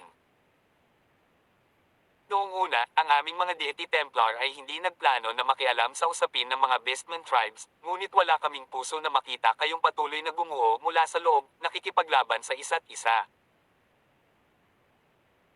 Iginuhit ni Limolan, naniniwala ang ating mga deities Templar na si Patriarch Andrew, matapos mahalal bilang bagong Beast God, ay may kakayahang pangunahan ang mga tribo ng mga Beastmen sa tuktok ng iyong pinakamaluwalhating makasaysayang araw, na sakupin muli ang Ten Directions continent. Ang mga salita ni Limolan ay malinaw at direkta bilang suporta kay Andrew bilang ang bagong Beast God. Siyempre, ang kanyang mga salita ay may banta rin. Kung sino man ang maglakas loob na tumutol, hindi direktang sinadya ang laban sa Deities Templar, sila ay magiging mga kaaway ng Deities Templar. Napuno ng mabigat na katahimikan ng plaza, walang nangahas na magbitaw ng tunog. Ang Beeman Tribe at Violent Force Tribe Patriarchs na malakas na nagpoprotesta kanina ay naging mute. Pagkatapos ng lahat, hindi lahat ay handang saktan ng isang behemoth force tulad ng Deities Templar. Ngumiti si Andrew kay Limolan, maraming salamat sa Deities Templar, at maraming salamat kay Elderly. Pakitiyak na Elderly, kapag ako ay nahalal bilang Beast God ng mga tribo ng mga Beastman, hindi ko bibigwin ang Deities Templar. Ang pangungusap na ito ay isang tahasang pagpapakita ng katapatan sa Deities Templar. Ang pinagbabatayan na kahulugan ay umalingaw-ngaw ng malakas at malinaw sa lahat ng naruroon. Nag-aalabang galit sa mga mata ng Beeman Tribe Patriarch Clay at Violent Force Tribe Patriarch Charles. Sumagot si Limolan kay Andrew na may ngiti sa kanyang mukha, makapanatag din si Patriarch Andrew, nagsalita na ang ating Temple Preceptor, tutulungan ng ating Deities Templar ang mga Beastman Tribes sa pagsakop sa Ten Directions continent, ibabalik ang eminence ng mga Beastman Tribes noon. Araw. Sana ay makapagbalik si Elderly ng salita sa Temple Preceptor. Ako, si Andrew, ay lubos na nagpapasalamat at may utang na loob sa suporta ng Temple Preceptor. Tumango si Limolan, mabuti, pagkatapos ay simulan ang Beast God Sacrificial Rite. Pagkatapos may sigawa ang Beast God Sacrificial Rite, si Andres ang magiging uncontended na bagong Beast God. Ihanda ang altar ng paghahain. Kinawian ni Andrew ang braso at nagutos. Ang mga Beastmen ay nanood habang ang mga alagad ng Lion Tribe ay naghahanda ng sakripisyo na gamit sa altar, ngunit walang nagsabi ng anuman. Ilang sandali pa, handa na ang altar ng paghahain. Habang naghahanda si Andrew na maglagay ng incense joss stick bilang pagsamba sa Beast God Shrine, isang malinaw na tinig ang tumunog, maghintay. Ito ay dumating masyadong biglaan na ang pagkilos ng lahat ay biglang tumigil. Paglingon sa pinanggalingan ng boses, nalaman nilang ito ay walang iba kundi ang taong dumating kasama ang tribong tigre. For a second, nataranta ang lahat. Ano ang pinaplano ng taong ito? Tumingin si Limolan kay Huang Xiaolong, medyo nagulat. Hindi niya alam kung bakit binigyan siya ng taong ito ng pamilyar na pakiramdam, ngunit sa paghahanap sa kanyang mga alaala, hindi niya maalala kung saan niya ito nakita noon. Nahuli sa sentro ng atensyon, tumayo si Huang Xiaolong at naglakad patungo sa Square Center. Napakunot ang noo ni Andrew sa displeasure, senyales sa isang Lion Tribe elder na malapit sa kanya. Nang matanggap ang utos ni Andrew, ang elder na iyon ay nagmarcha patungo kay Huang Xiaolong nang may galit. Itinaas ang isang braso para harangan ang landas ni Huang Xiaolong. Bata, huwag mong isipin na dahil lang sa dinala ka ni Chop dito ay hindi ka na namin manggahas na patayin ka. Kahit na sino man ito, nangahas na hadlangan ang Beast God Sacrificial Rite, ang parusa ay kamatayan. Ang sumisikat na battle chi ng elder ay nakalok kay Huang Xiaolong. Napangiti si Huang Xiaolong pagkatapos ay tinamaan na ng kanyang kamao ang elder tribe ng Lion. Bago pa siya makapag-react, ang kamao ni Huang Xiaolong ay nagbuta sa kanyang dibdib, nagkalat ang laman at dugo at nagkalat sa lupa ang mga piraso ng internal organs. Ang nakakadugo na sigaw ng elder ay yumanig sa hangin at ang kanyang katawan ay itinapon palabas ng square area. Maririnig ang malalalim na paghinga sa buong paligid. Nakilala ng karamihan ng mga tao na ang Lion Tribe Elder na iyon, isang late 6th Order Saint Realm, ngunit ang kanyang lakas ay nakaagaw sa isang 7th Order Saint Realm. Gayunpaman, ang taong ito ay nagpasabog ng isang butas sa dibdib ng Elder sa isang suntok lamang. Ito. Lahat ay tumingin kay Huang Xiaolong na may takot sa kanilang mga mata, ang kanang kamay ay maihahambing sa isang makadyos na sandata. Ang pangangatawan ng isang tao ay maaaring talagang hindi masasaktan sa lawak na ito. Nagulat ito maging si Chuck at ang mga eksperto sa kaharian ng Tiger Tribe Saint. Kasama si Lee Molan at ang mga eksperto mula sa Deities Templar. Medyo mabilis na nabawi ni Andrew ang kanyang kalmado, mapanganib na nanliit ang kanyang mga mata habang naglalakad siya papunta kay Huang Xiaolong. Si Lee Molan ay nanatiling nakaupo kung saan siya ay walang intensyon na makialam. Sa kabila ng matipunong pangangatawan ng taong ito, nakikita niya na isa lamang itong 7th Order Saint na kaharian. Ang isang maliit na kaharian ng 7th Order Saint ay walang kakayahang magdulot ng anumang malalaking alon sa kanyang mga mata. Huminto sa harap ni Huang Xiaolong, bumawa ang aura ng isang Lion King mula sa katawan ni Andrew, na bumubuo ng madilim na dilaw na mga hibla ng enerhiya na nakikita ng mata na tumataas sa langit. Ang kanyang damit ay lumipad ng walang hangin. Hindi ako pumapatay ng walang pangalan na mukha. Matayog na sinabi ni Andrew, "Speak your name." Umiling si Huang Xiaolong kay Andrew, "Hindi na kailangan. Para sa isang taong mamamatay, kailangan bang malaman?" Ang pinakakinaiinisan ni Huang Xiaolong ay ang Deities Templar, at ang Andrew na ito ay talagang naghangad na makipagtulungan sa kanila, isa na siyang patay na tao sa paningin ni Huang Xiaolong. Tumawa si Andrew sa kabila ng galit. Pagkatapos, bigla siyang umatake, tinamaan ng palad si Huang Xiaolong. Ang enerhiyang nakapaloob sa palad na iyon ay bumubuo ng anino ng ulo ng leon na tila lumundag kay Huang Xiaolong. Bago kumurap ang isa, ang pag-atake ay dumako sa dibdib ni Huang Xiaolong. Tawag. I prick. I-click. I subscribe kwentong nobela. Hindi magagapi. Tagalog Translator, Andy Dorst, Kabanata 466. Protektahan ng Liege Lord Beast God. Ang palad ni Andrew ay malakas na tumama sa dibdib ni Huang Xiaolong, tumataas ang pagkagulat sa puso ng lahat. Napakabilis ng pagtatapos nito. Isang galaw na pumatay.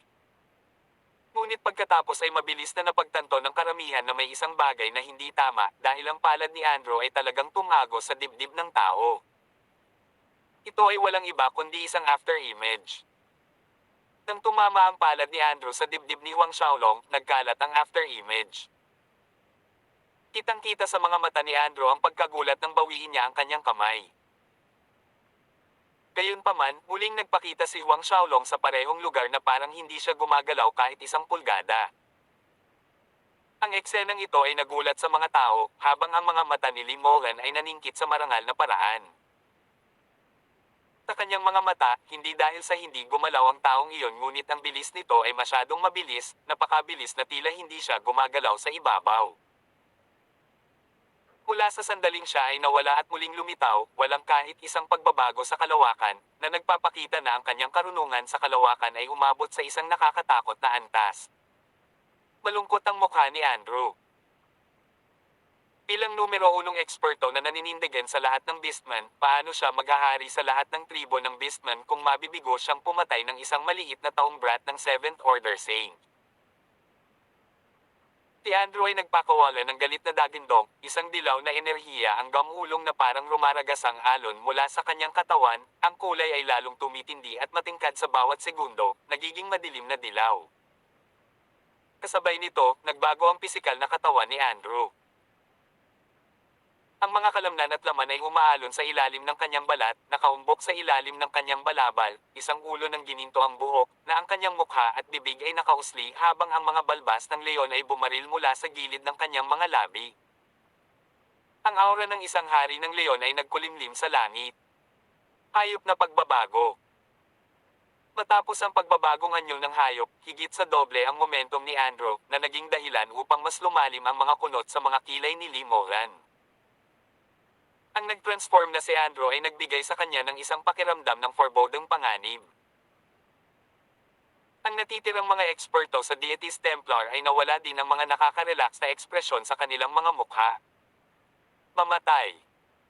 Sumigaw si Andrew, inatake si Huang Xiaolong gamit ang dalawang palad. Umiikot ang madilim na dilaw na enerhiya na parang nilalamon nito ang langit at lupa, isang mas malaki kaysa sa buhay na ulo ng leon ang kumikislap papasok labas sa umaalon na dilaw na puyo ng enerhiya. Ang dagandong ng isang hari ng leon ay yumanig sa hangin milya-milya ang layo. Maraming maliliit na bitek sa espasyo ang kumalat. Sa di kalayuan, ang Tiger Tribe Patriarch Chok at ang Saint Realm Expert ay tumayo, gustong sumugod sa tulong ni Huang Xiaolong, ngunit isang walang malasakit na boses ang narinig nila, hindi na kailangan. Sa harap ng maraming nagtatakang mukha, isang liwanag ang kumislap sa kamay ni Huang Xiaolong at isang beasthead rod ang lumitaw sa paningin ng lahat. Ang mga mata ng ulo ng hayop ay isang maliwanag na pulang-pula. Dahil sa battle chi ni Huang Xiaolong, hindi mabilang na mga imahe ng hayop ang lumipad mula sa pamalo. Sa isang iglap, isang napakalaking pressure ang bumagsak sa mga beastmen sa square, na pinipigilan ang kanilang mga kaluluwa at kalooban. Bawat beastman sa plaza ay takot na takot, nanginginig sa kinatatayuan nila. Ang panatikong Lion Tribe Patriarch Andrew na nasa bingit ng pagmartilyo ng tao para maging meat paste ay biglang nanlamig. Ang takot sa kanyang mukha ay sumasalamin sa iba pang mga beastmen habang siya ay nakatitig ng may takot sa maraming mga imahe ng hayop sa hangin na parang nasasaksihan niya ang pinaka-nakakatakot na bagay sa mundo. Ang biglaang pagliko ng sitwasyon ay nagpagulo kay Lee Molan at sa mga eksperto ng Deities Templar. Anong nangyayari dito? Hanggang sa puntong ito, hindi pa nila nauunawaan ang kahulugan ng tungkod na pinamumunuan ng hayop sa kamay ng taong iyon. Pinaliwala ang lahat, dahan-daang naglakad si Huang Xiaolong patungo kay Andrew, hakbang-hakbang. Mula sa pananaw ng mga eksperto sa Deities Templar, biglang lumuhad si Andrew sa harap ni Huang Xiaolong na may ekspresyon ng lubos na takot. Huminto sa harap ni Andrew, nag-channel si Huang Xiaolong ng mas maraming battle chi sa baras at ang kabilang dulo ay sumundot ng malakas sa katawan ni Andrew. Isang matunog na putok ang umalingaw sa plaza, na sinundan ng kahabag-habag na sigaw ni Andrew habang siya ay lumipad palabas ng walang anumang pagtutol. Dugo ng gintong pulang kulay ay tumalsik sa parisukat mula sa himpapawid, kitang-kita sa ilalim ng nagniningning na sinag ng sikat ng araw. Nagpumigla si Andrew na bumangon, ngunit nasa harapan niya si Huang Xiaolong. Ang pamalo ay tumama sa ibang pagkakataon, tulad ng kung paano pinarusahan ng tagapangasiwa ng Tiger Tribe Castellan Manor na si Ellington noon. Si Andrew, ang numero 1 eksperto ng mga Beastman Tribes, ay paulit-ulit na lumuhad habang paulit-ulit siyang sinaktan ng isang tao. Sa ikatlong welga, sa wakas ay nabawi ni Lee Moran ang kanyang dahilan, na pagtanto na may isang bagay na lubhang mali sa pag-uugali ni Andrew. Siya at ang maraming eksperto ng Deities Templar ay tumayo. Maaaring ito ay nakatuon si Lee Moran sa beast-headed rod sa kamay ng brat, isang matinding pananibik ang bumungad sa kanyang mga mata. Hayop na God Scepter. Ang patriarch ng Snake Tribe na si Danny ay nauutos sa nanginginig na boses. Bagamat hindi malakas ang kanyang boses, sapat na malakas ito sa Silent Square, kahit na ang mga eksperto sa Deities Templar ay nahuli ang bawat salita. Hayop na God Scepter. Bagamat ang daming nahulaan ni Lee Moran, medyo nanginginig pa rin siya nang marinig ang isang paninindigan dito. Si Liu Yang at ang iba pang mga eksperto sa Deities Templar ay natigilan din sa paghahayag. Ang halimaw na God Scepter. Ang Beast God Scepter na nawala ng higit sa 10,000 taon ay muling lumitaw. Ito. Hindi pinansin ni Huang Xiaolong ang mga reaksyon na nagmumula sa panig ng deities Templar habang nakatayo siya sa harap ni Andrew na may stoic na ekspresyon na nakatitig sa kanya. Liege, Liege Lord Beast God, maawa ka. Ang pasulpit-sulpat na boses ni Andrew ay tumunog, halos hindi humihinga at puno ng hindi maipaliwanag na takot habang siya ay nagpupumiglas sa kanyang mga tuhod, na nagsusumamo kay Huang Xiaolong. Si Andrew ay palaging tapat at tapat sa mga tribo ng mga beastmen, ang aking pagiging inosente ay masasaksihan ng lahat. Hindi ko namamalayang nasaktan ko si Liege Lord kanina, mangyaring iligtas ang maliit na ito. Ang maliit na ito ay handang pangunahan ang Lion Tribe na maglingkod sa ilalim ng Liege Lord Beast God. Loyal at tapat. Umisi si Huang Xiaolong, nakipagsabuatan sa Deities Templar. Hindi lang sumuko ang Lion Tribe kay Deities Templar. Gusto mo pa ang buong Beastman Tribes na maging mga lingkod ng Deities Templar. Nararapat kang pugutan ng ulo dahil dito. Ang Beast God Scepter ay itinaas walang pag-aalinlangan, itinulak pababa. Gayunpaman, sa pagkakataong ito ay hindi ang katawan kundi sa pagitan ng mga kilay. Ang Beast God Scepter ay nagningning na may nakakatakot na pulang-pula na glow na naglalabas ng death aura. Ang dulo ng Beast God Scepter ay lumaki sa mga mag-aaral ni Andrew, na puno ng kawalan ng pag-asa ang kanyang mga mata, ngunit hindi siya nang ahas na magpakita ng kahit katiting na pagtutol, ayaw, o puot. Pinapanood ang Beast God Scepter na malapit ng wakasan ang buhay ni Andrew. Si Li Molen ay binaril si Liu Yang sa tabi niya. Pagsunod sa kanyang mga kagustuhan, lumipad si Liu Yang, palihim na inaatake si Huang Xiaolong mula sa likuran. Gayunpaman, sa parehong oras na tumalon si Liu Yang, kumilos din ang isa pang tao, na nagpuntirya ng hampas ng palad kay Liu Yang, na nagpakalat sa pag-atake ni Liu Yang kay Huang Xiaolong. Sa split-second window na ito, naabot ng Beast God Scepter sa kamay ni Huang Xiaolong ang target nito. Katsa! Umalangaw-ngaw ang tunog ng mga basag na buto. Nakita ang katawan ni Andrew na lumilipad palabas, isang malaking duguan na butas sa gitna ng kanyang mga kilay, pula at puting piraso ng laman na nagkalat sa parisukat. Nakahiga sa isang pool ng kanyang sariling dugo, ang katawan ni Andrew ay kumikibot, buhay pa. Sa kabilang panig, si Liu Yang ay nagulat sa biglaang pag-atake at pinandilatan ng umatake, ang Tiger Tribe Patriarch, si Chok. Protektahan ng Liege Lord Beast God. Utos ni Chok. Ang malaking grupo ng mga eksperto sa Tiger Tribe Saint ay bumaril, na kumikislap sa grupo ng mga eksperto sa Deities Templar habang nakatayo sila sa likod ni Huang Xiaolong. Kasunod nito, ang mga eksperto mula sa Beeman Tribe, Violent Horse Tribe, Ram Tribe, Hundred Bird Tribe ay nagtipon sa likod ni Huang Xiaolong pagkatapos ng Tiger Tribe. Makalipas ang ilang sandali, nagmamadali rin ang Tribong Lobo, Tribong Ahas, at Tribong Fox upang ipakita ang kanilang suporta sa likod ni Huang Xiaolong. Nasaksihan ng kanilang momentum, ang mas maliliit na tribo ng mga beastmen ay nagmadali upang makakuha ng isang lugar. Kasama ang natitirang mga eksperto mula sa Lion Tribe. Mahigit sa 1,000 eksperto sa beastmen ang nagkulong sa grupo ni Deities Templar nang may matinding puot. Dahil sa matinding pressure, nabawasan ang nervyos ni Li Molen, Liu Yang, at lahat ng eksperto sa Deities Templar. Hindi inakala ni Li Molen na ang isang Beast God Scepter lamang ay magkakaroon ng ganoong kapangyarihan na humahadlang sa mga tribo ng mga Beastmen, kahit na ang mga eksperto ng Lion Tribe ay tiningnan sila bilang mga kaaway na dapat lamunin ng buhay. Hindi siya nag-alinlangan kahit kaunti na kung ang taong bata ang magutos nito, ang mga dalubhasang hayop na iyon na nagtipon ay pupunitin ng buhay ang bawat isa sa kanila.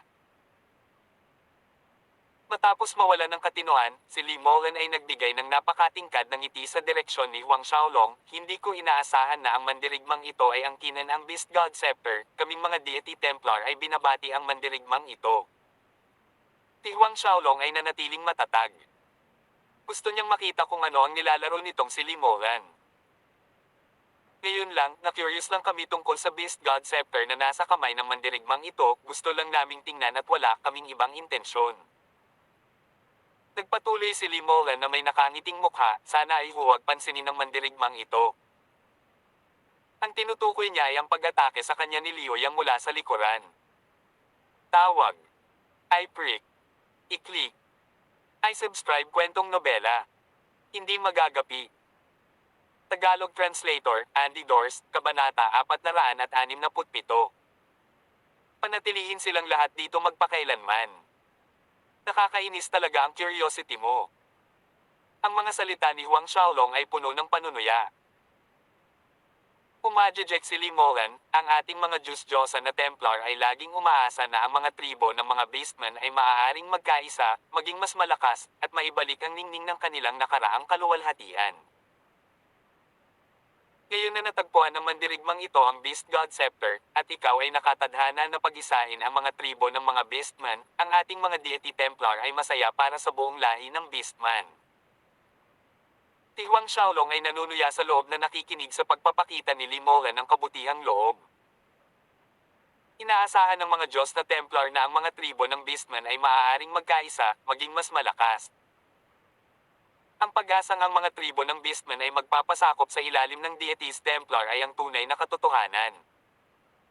Dahil ang mandirigmang ito ay nagtataglay ng Beast God Scepter, pagkatapos ay aalis muna tayo. Babalik tayo mamaya na may mga Redjalong pagbati. Tumingin si Li Molan kay Liu Yang, let us leave. Matapos sabihin iyon, tumalikod siya para umalis kasama si Liu Yang at ang mga eksperto mula sa deities Templar. Ang Beast God Scepter ay muling nabuhay sa mundo, ang taong pinagpustahan nila, si Lion King Andro, ay walang pinagkaiba sa isang patay na tao. Alam ni Li Molan na sa lahat ng nakakagulat na pagbabagong ito, imposible para sa mga deities Templar na kontrolin ang mga tribo ng Beastman. Kaya naman, siya ay kumilos ng desidido, bumalik muna upang iulat ang sitwasyon sa Temple Preceptor at hintayin ang kanyang desisyon. Teka muna. Nang si Li Molan at ang malaking grupo ng mga eksperto ng deities Templar ay naghahanda ng umalis, nagsalita si Huang Xiaolong, siguraduhing wala sa kanila ang aalis sa lugar na ito. Oo, Liege Lord Beast God. Ang mga halimaw na naroon ay kinilala ang kanyang utos, ang kanilang mga tinig ay dumagundong sa liwasan, niyanig ang kalangitan. Sa isang kisap mata, ilang libong eksperto ang sumugod na may sigasig na umatake. Ang mga mukha ng lahat ng eksperto sa deities Templar ay humigpit. Isang volley ng mga putok ang tumunog na pinilit si Li Molan at ang 60 higit na eksperto pabalik sa kanilang orihinal na lugar. Itong mandirigma, ano ang kahulugan nito? Ang mukha ni Li Molan ay nabaluktot sa galit, ang kanyang mga mata ay matinding nanlilisik kay Huang Xiaolong. Hanggang sa puntong ito, hindi pa rin niya namalayan na kaharap niya ang isang matandang kaibigan, si Huang Xiaolong. Ibig sabihin, isang mahinang satirikal ng ngiti ang dumaan sa mukha ni Huang Xiaolong, walang ibang kahulugan. Ngayon, ako ang pumapalit sa posisyon ng Beast God, sa ilang sandali, kailangan nating gawin ang Beast God Sacrificial Rite, kaya nangangailangan ng ilang handog na sakripisyo. Gusto kong gamitin ang iyong mga ulo bilang aking mga alay. Gamitin ang mahigit 60 deities Templar na mga eksperto bilang mga handog. Nakakagigil ang handog na ito. Ano ang masasabi mo, mabuti bang gamitin natin ang kanilang mga ulo bilang handog? Pinagmasdan ni Huang Xiaolong ang maraming mukha ng mga eksperto sa Beastman. Mabuti. Malaki. Ang Liege Lord Beast God ay makapangyarihan. Liege Lord Beast God makapangyarihan. Nang marinig ang mga salitang iyon, naramdaman ng mga dalubhasa ng hayop na kumukulo ang kanilang dugo sa pananibik, sumisigaw ng kanilang pagsang-ayon, ang tunog ng kanilang mga boses ay tumagos sa kalangitan. Ang animalistic instinct para sa dugo ay lumiwanag mula sa kanilang mga mata. Sa totoo lang, ang karamihan sa mga Beastmen ay nakaramdam ng antagonistic sa mga eksperto sa deities Templar na ito mula nang lumitaw sila. Ang tawag ni Huang Xiaolong ay agad na nagpasigla sa kabangisan na nakapaloob sa kaibuturan ng kanilang mga bloodline. Ang pag-iisip lamang na gamitin ang mahigit 60 deities Templar na eksperto bilang kanilang mga handog na sakripisyo sa Beast God ay nagpabilis ng kanilang mga puso. Isang Beast God lang ng ganitong kalibre ang kwalipikadong maging Liege Lord ng mga Beastmen nila. Si Li Molan, Liu Yang, at lahat ng mga eksperto sa deities Templar ay bahagyang namutla habang nakatingin sa mga layer ng mga Beastmen expert na nakapaligid sa kanila sa square. tumagal, nagsikap si Limolan na i-compose ang sarili. Lumuwa ang kanyang mga mata na nanlilisik kay Huang Xiaolong, talagang hinahangaan ko ang iyong katapangan, ngunit sa tingin mo ba ay maaari mong panatilihin kaming lahat dito? Sa kabila ng pagkakaroon ng libu-libong ekspertong beastman sa paligid nila, si Limolan ay may tiwala sa kanyang lakas. Kung gusto niyang tumakas, malaki ang tsansa niyang makaalis doon. Bagaman ikaw ang bagong beast god, huwag mong isipin na pagkatapos pag-isahin ang mga beastman tribes ay magagawa mo ang gusto mo sa martial spirit world. Kung maglakas loob kang pumatay kahit isa sa ating mga deities Templar ngayon. Iniwan ni Limolan ang kanyang banta sa hangin sa isang segundo. Sa oras na iyon, ang mga eksperto ng ating deities Templar ay lalabas ng buong puwersa upang lipulin ang bawat tribo ng Beastman. Ang lasa ng pagbabanta ay tumindi sa dulo. Umiling si Huang Xiaolong, Limolan, nakatakas ka ng ilang beses, sa tingin mo ba ay makakatakas ka rin sa pagkakataong ito? Ilang beses bago. Napasimangot si Limolan sa mga salitang iyon, pagkalito sa kanyang mga mata habang matamang nakatitig kay Huang Xiaolong. Magkakilala na ba sila noon pa? Sa araw na ito, hindi ko lang gagamitin ang iyong ulo bilang alay para sa Beast God Sacrificial Rite, gagamitin ko rin ang iyong ulo para sambahin ang kapatid kong si Lu Kai. Ang malamig na boses ni Huang Xiaolong ay umalingaw-ngaw sa plaza. Lu Kai. Isang imahe ang sumagi sa isipan ni Limolan, ang napakaliit na luotong Kingdom Prince na si Lu Kai. Ikaw si Huang Xiaolong. Pinaba ni Limolan ang pangalan bago niya napigilan ang sarili. Huang Xiaolong. Parehong nakato ng atensyon ng Deities Templar at ng mga Beastman expert kay Huang Xiaolong. Bago ang matinding pagtutok ng mga tao, dahan-dahang nagbago ang mga tampok ng mukha at katawan ni Huang Xiaolong, na bumalik sa kanyang orihinal na mga katangian. Tama, ako ito. Malungkot at malamig ang ekspresyon ni Huang Xiaolong na nakaharap kay Limolan. Habang pinapanood ang mga tampok ni Huang Xiaolong na bumalik sa kanyang orihinal na mukha, ang mga eksperto ng Deities Templar ay hindi namamalayang lumipat sa likuran sa takot, samantalang ang mga Beastmen ay naging mas panatiko, nilalagnat, sumasamba, at magalang na nakatingin kay Huang Xiaolong. Kaya't ang kanilang Beast God ay talagang ang matibay na persona na ang pangalan ay kumalat sa lahat ng tatlong kontinente, na tinawag bilang Young Noble Divine Dragon, si Huang Xiaolong. Ang naruroon sa plaza ay mga dalubhasa ng bawat tribo ng mga Beastman, hindi sila estranghero sa reputasyon ng Young Noble Divine Dragon, ni Huang Xiaolong. Ang kapangyarihan ng Liege Lord Beast ng Diyos ay sumasaklaw sa mga panahon. Pinuri ng Tigre Tribe Patriarch Chop. Ang kapangyarihan ng Liege Lord Beast ng Diyos ay sumasaklaw sa mga panahon. Kasunod ng pangunguna ni Chop, pinuri ng lahat ng mga eksperto sa Beastman ang parehong mga salita sa tuktok ng kanilang mga baga. Ang nakakatakot na sound wave ay bumagsak sa puso ni Limolan. Bigla siyang lumukso sa ere, halatang sinasamantala ang pagkakataong makatakas mag-isa. Sa kasamaang palad, si Huang Xiaolong ay nakakulong sa kanya sa bawat sandali mula sa simula. Ang pangalawang Limolan ay gumalaw, ang kanyang braso ay gumawa ng isang kamapaway na galaw na nagpakawala ng isang kayag ng Poison Corpse Scarabs na nakatalas ng kanilang mga labahan ng ngipin kay Limolan. Pagkatapos ng labanan sa Osiris Square na iyon, ang kanyang Poison Corpse Scarabs ay patuloy na nag-evolve. Ang kanilang bilis ay umabot sa isang nakakatakot na antas, na naabutan si Limolan sa isang iglap lamang. Mga laso na bangkay na scarab. Ulalas ni Limolan. Kahuling labanan sa punong tanggapan ng Osiris Gate, natikman ni Limolan ang takot ng Poison Corpse Scarabs, habang pinagmamasdan ang sarili niyang mga mata habang ang ilang Deities Templar Elders ay nilamon ng buhay ng mga nilalang na iyon. Ang labanang iyon ay nag-iwan ng matinding takot na tumago sa kanyang kaluluwa patungo sa Poison Corpse Scarabs.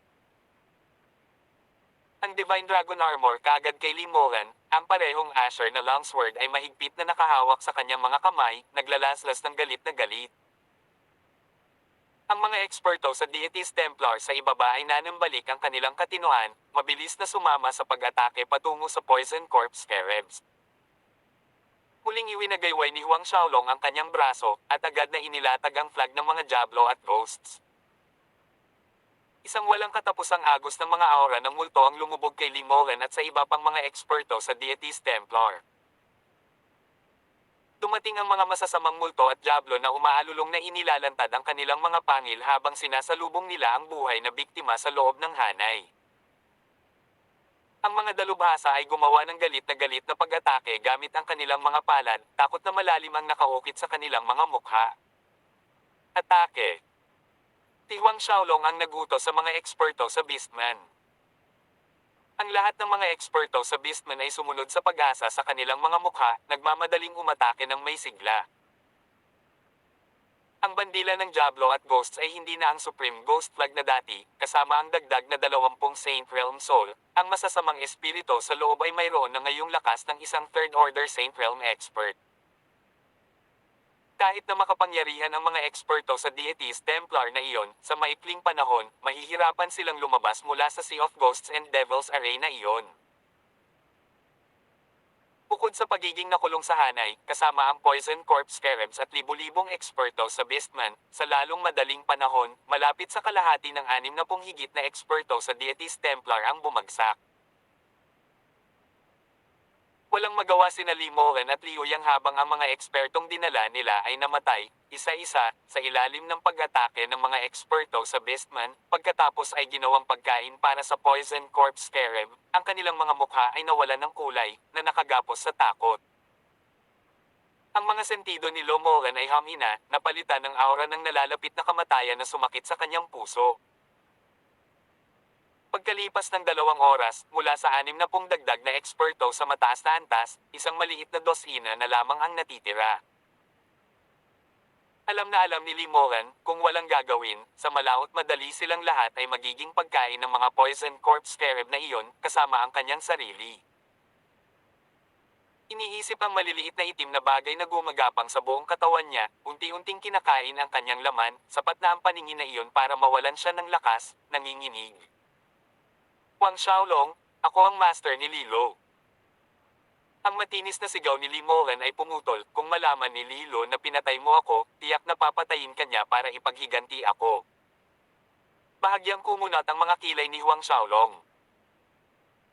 Tinubukan muli ni Limoran, bitawan mo ako, makakapagsalita ako ng magagandang salita para sa iyo kapag bumalik ako sa Deities Templar, masasabi ko pa sa iyo ang pinakabagong balita tungkol kay Lilo. Pagkatapos, ang dakilang Dragon Saber ay lumitaw sa kamay ni Huang Xiaolong, lamalas.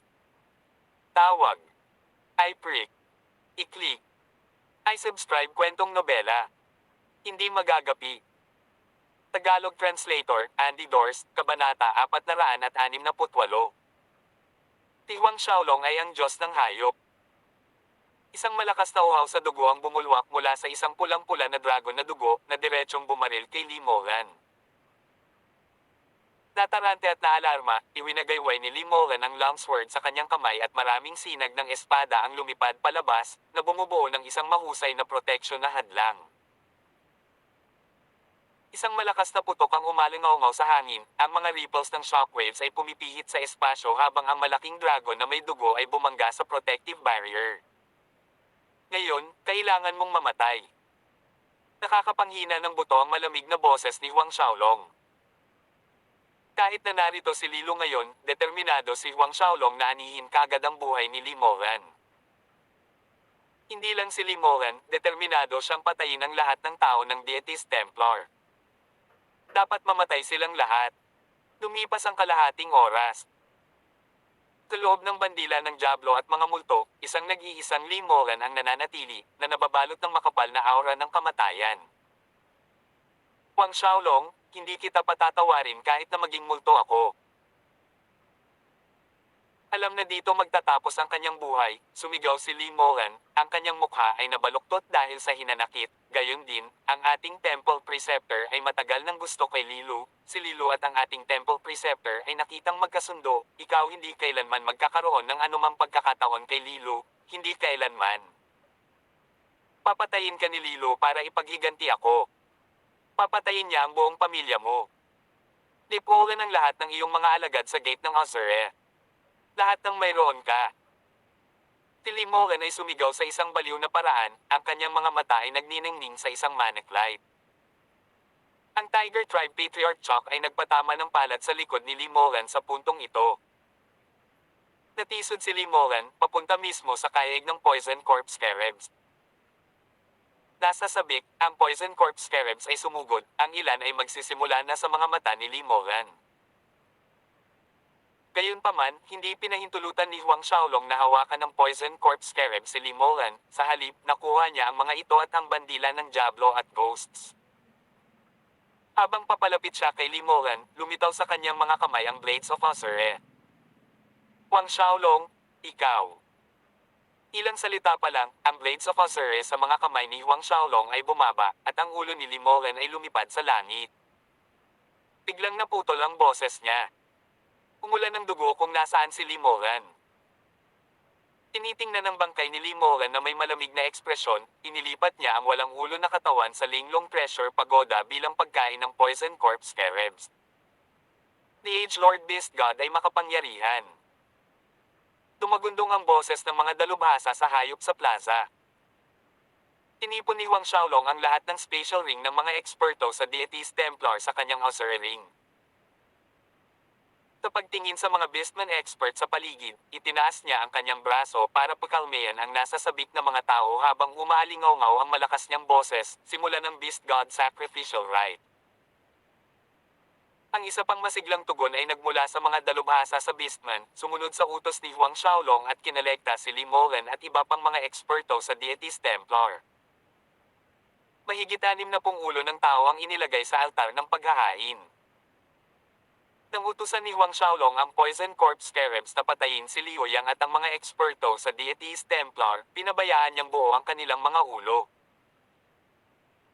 Nang ang lahat ng mga ulo ay nakahanay sa altar ng paghahain, si Huang Xiaolong ay nagpatuloy ng hakbang-hakbang ayon sa seremonya ng pagsasakripisyo ng mga Beastmen, na tumagal ng mahigit 1 oras bago matapos ang seremonya. Saludo sa Liege Lord Beast God. Nanguna si Tiger Tribe Patriarch Chuck. Nakumpleto na ang Beast God Sacrificial Rite, sa makatuwid si Huang Xiaolong ay, walang alinlangan, ang Beast God ng mga bagong tribo ng Beastman.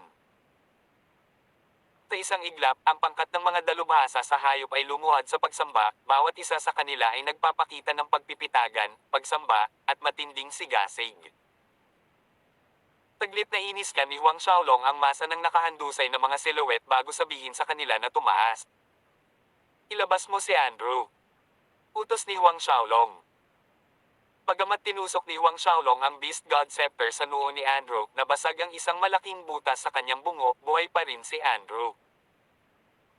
2 Lion Tribe Elders ang kalahati ay dinala, ang kalahati ay kinaladkad si Andrew bago si Huang Xiaolong. Tahimik na nanonood ang lahat, naghihintay na magsalita si Huang Xiaolong. Si Andrew ay nakipagsabuatan sa Deities Templar, na hinikayat ang mga Beastman tribes na magpasakop sa ilalim ng iba, ayon sa batas ng mga Beastman tribes, ano ang parusa para dito? Kamatayan sa pamamagitan ng 1,000 espada na tumatagos sa puso. Umakbang pasulong si Patriarch Chuck ng tribo ng Tigre bilang tugon. Tumango si Huang Xiaolong, ang battle chi ay nagtipon sa kanyang palad, na naging matalas na espada. Sa isang kisap mata, ang lakas ng espada ay tumagos sa puso ni Andrew.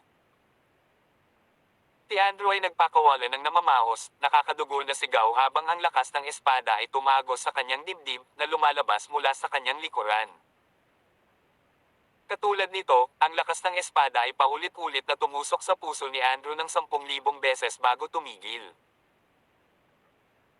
Ang puso ay ang pinakamahalagang organ ng katawan, hindi alintana kung ang isa ay isang Saint Realm expert o isang God Realm master, ang puso ay itinuturing pa rin na isang kahinaan. 10,000 beses na tinusok ng espada, halos hindi maisip ng isa ang paghihirap. Matapos may sigawa ang parusa, inilabas ni Huang Xiaolong ang watawat ng mga Diablo at Ghosts, pinahintulutan itong lumunin ang kaluluwa ni Andrew. Ang mga dalubhasa sa hayop ay nakaramdam ng lamig sa kanilang mga puso na nasaksihan ang malupit na parusa na ipinataw ni Andrew, at sa huli, kahit ang kanyang kaluluwa ay hindi naligtas, na nilamon sa isang masamang bandila. Mas masama ang pakiramdam kaysa sa sinumang naroroon ay ang Patriarch ng Snake Tribe, si Danny. Ilang araw ang nakalipas, talagang sinabi niya na gagaroan niya si Huang Xiaolong hanggang mamatay. Kahit na ipahayag sa lantad na hahayaan niyang matikman ni Huang Xiaolong ang kasiyahang makagat ng 10,000 ahas. Danny. Ang boses ni Huang Xiaolong ay lumakas na parang kulog sa utak ni Danny. Isang marahas na panginginig ang bumalot sa likod ni Danny habang lumalakad ito pasulong ng ilang hakbang bago lumuhod. Liege Lord Beast God, maawa ka ah. Ang maliit na ito ay hindi alam ang pagkakakilanlan ni Liege Lord, mangyaring iligtas ang aking buhay. Huwag kang mag-alala, hindi kita papatayin. Kumuhit si Huang Xiaolong, hindi nagpapakita ng anumang emosyon sa kanyang mukha. Pagbalik sa tribo ng ahas, pumasok sa Thousand Snake Cave. Lumabas ka pagkatapos mong makagat ng 10,000 beses. Ang mga salitang binibigkas ni Danny pagkatapos umalis noong gabing iyon, narinig ni Huang Xiaolong ang bawat salita ng malinaw sa kanyang espiritual na kahulugan. Namutla si Danny, ngunit hindi siya nangahas na itaas ang kahit katiting na pagtutol, yumuko bilang pasasalamat kay Huang Xiaolong sa pagligtas sa kanyang buhay. Kasunod nito, si Huang Xiaolong ay nagsagawa ng isang maliit na talakayan sa lugar, muling itinatag ang ilang mga patakaran pati na rin ang pagtatalaga ng ilang mga gawain sa maraming mga bestman patriarch. Makalipas ang ilang oras, pinatawad ni Huang Xiaolong ang lahat ng tribo na bumalik sa kanilang mga teritoryo. Isa sa mga gawaing ibinigay sa kanila ni Huang Xiaolong ay ipalaganap sa labas ang mga nangyari sa kongregasyon ng mga tribong beastman.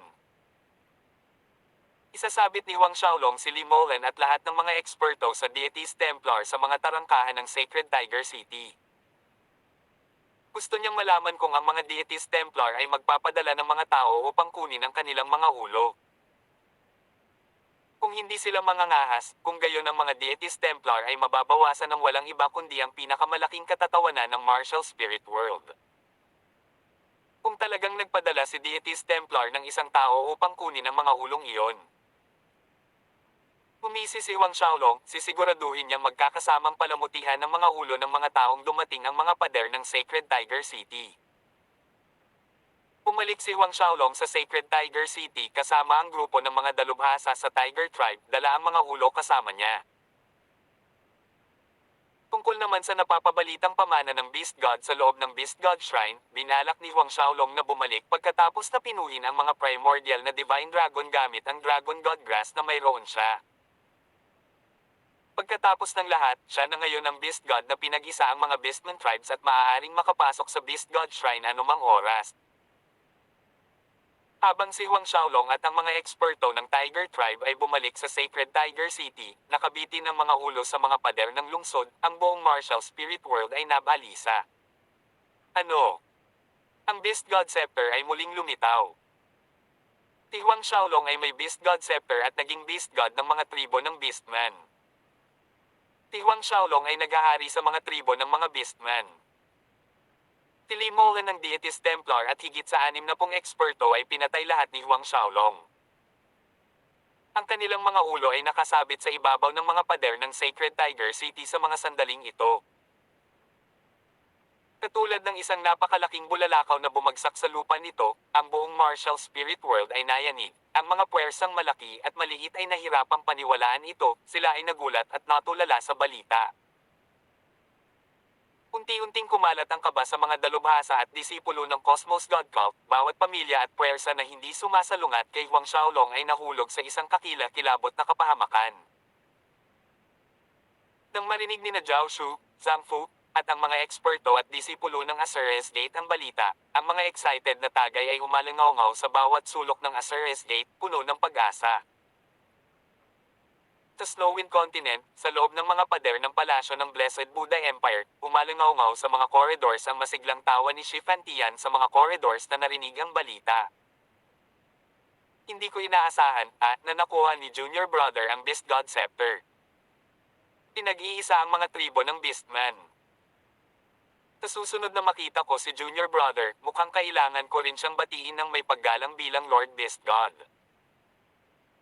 Gaano kalakas ang nagkakaisang mga tribo ng mga Beastman, may isip ng sino man ito kahit nagamit ang kanilang mga daliri sa paa. Walang alinlangan, sa Martial Spirit World, sila ang pinakamalakas na puwersa. Sa harap ng nagkakaisang mga Beastman tribes, ang Cosmos God Cult ay walang iba kundi isang mabahong umutot. Si Shi Xiaofei ay nagtatanim sa kanyang bakuran nang tumakbo ang kanyang kasambahay na si Xiaoro na namumula sa matinding pananabik.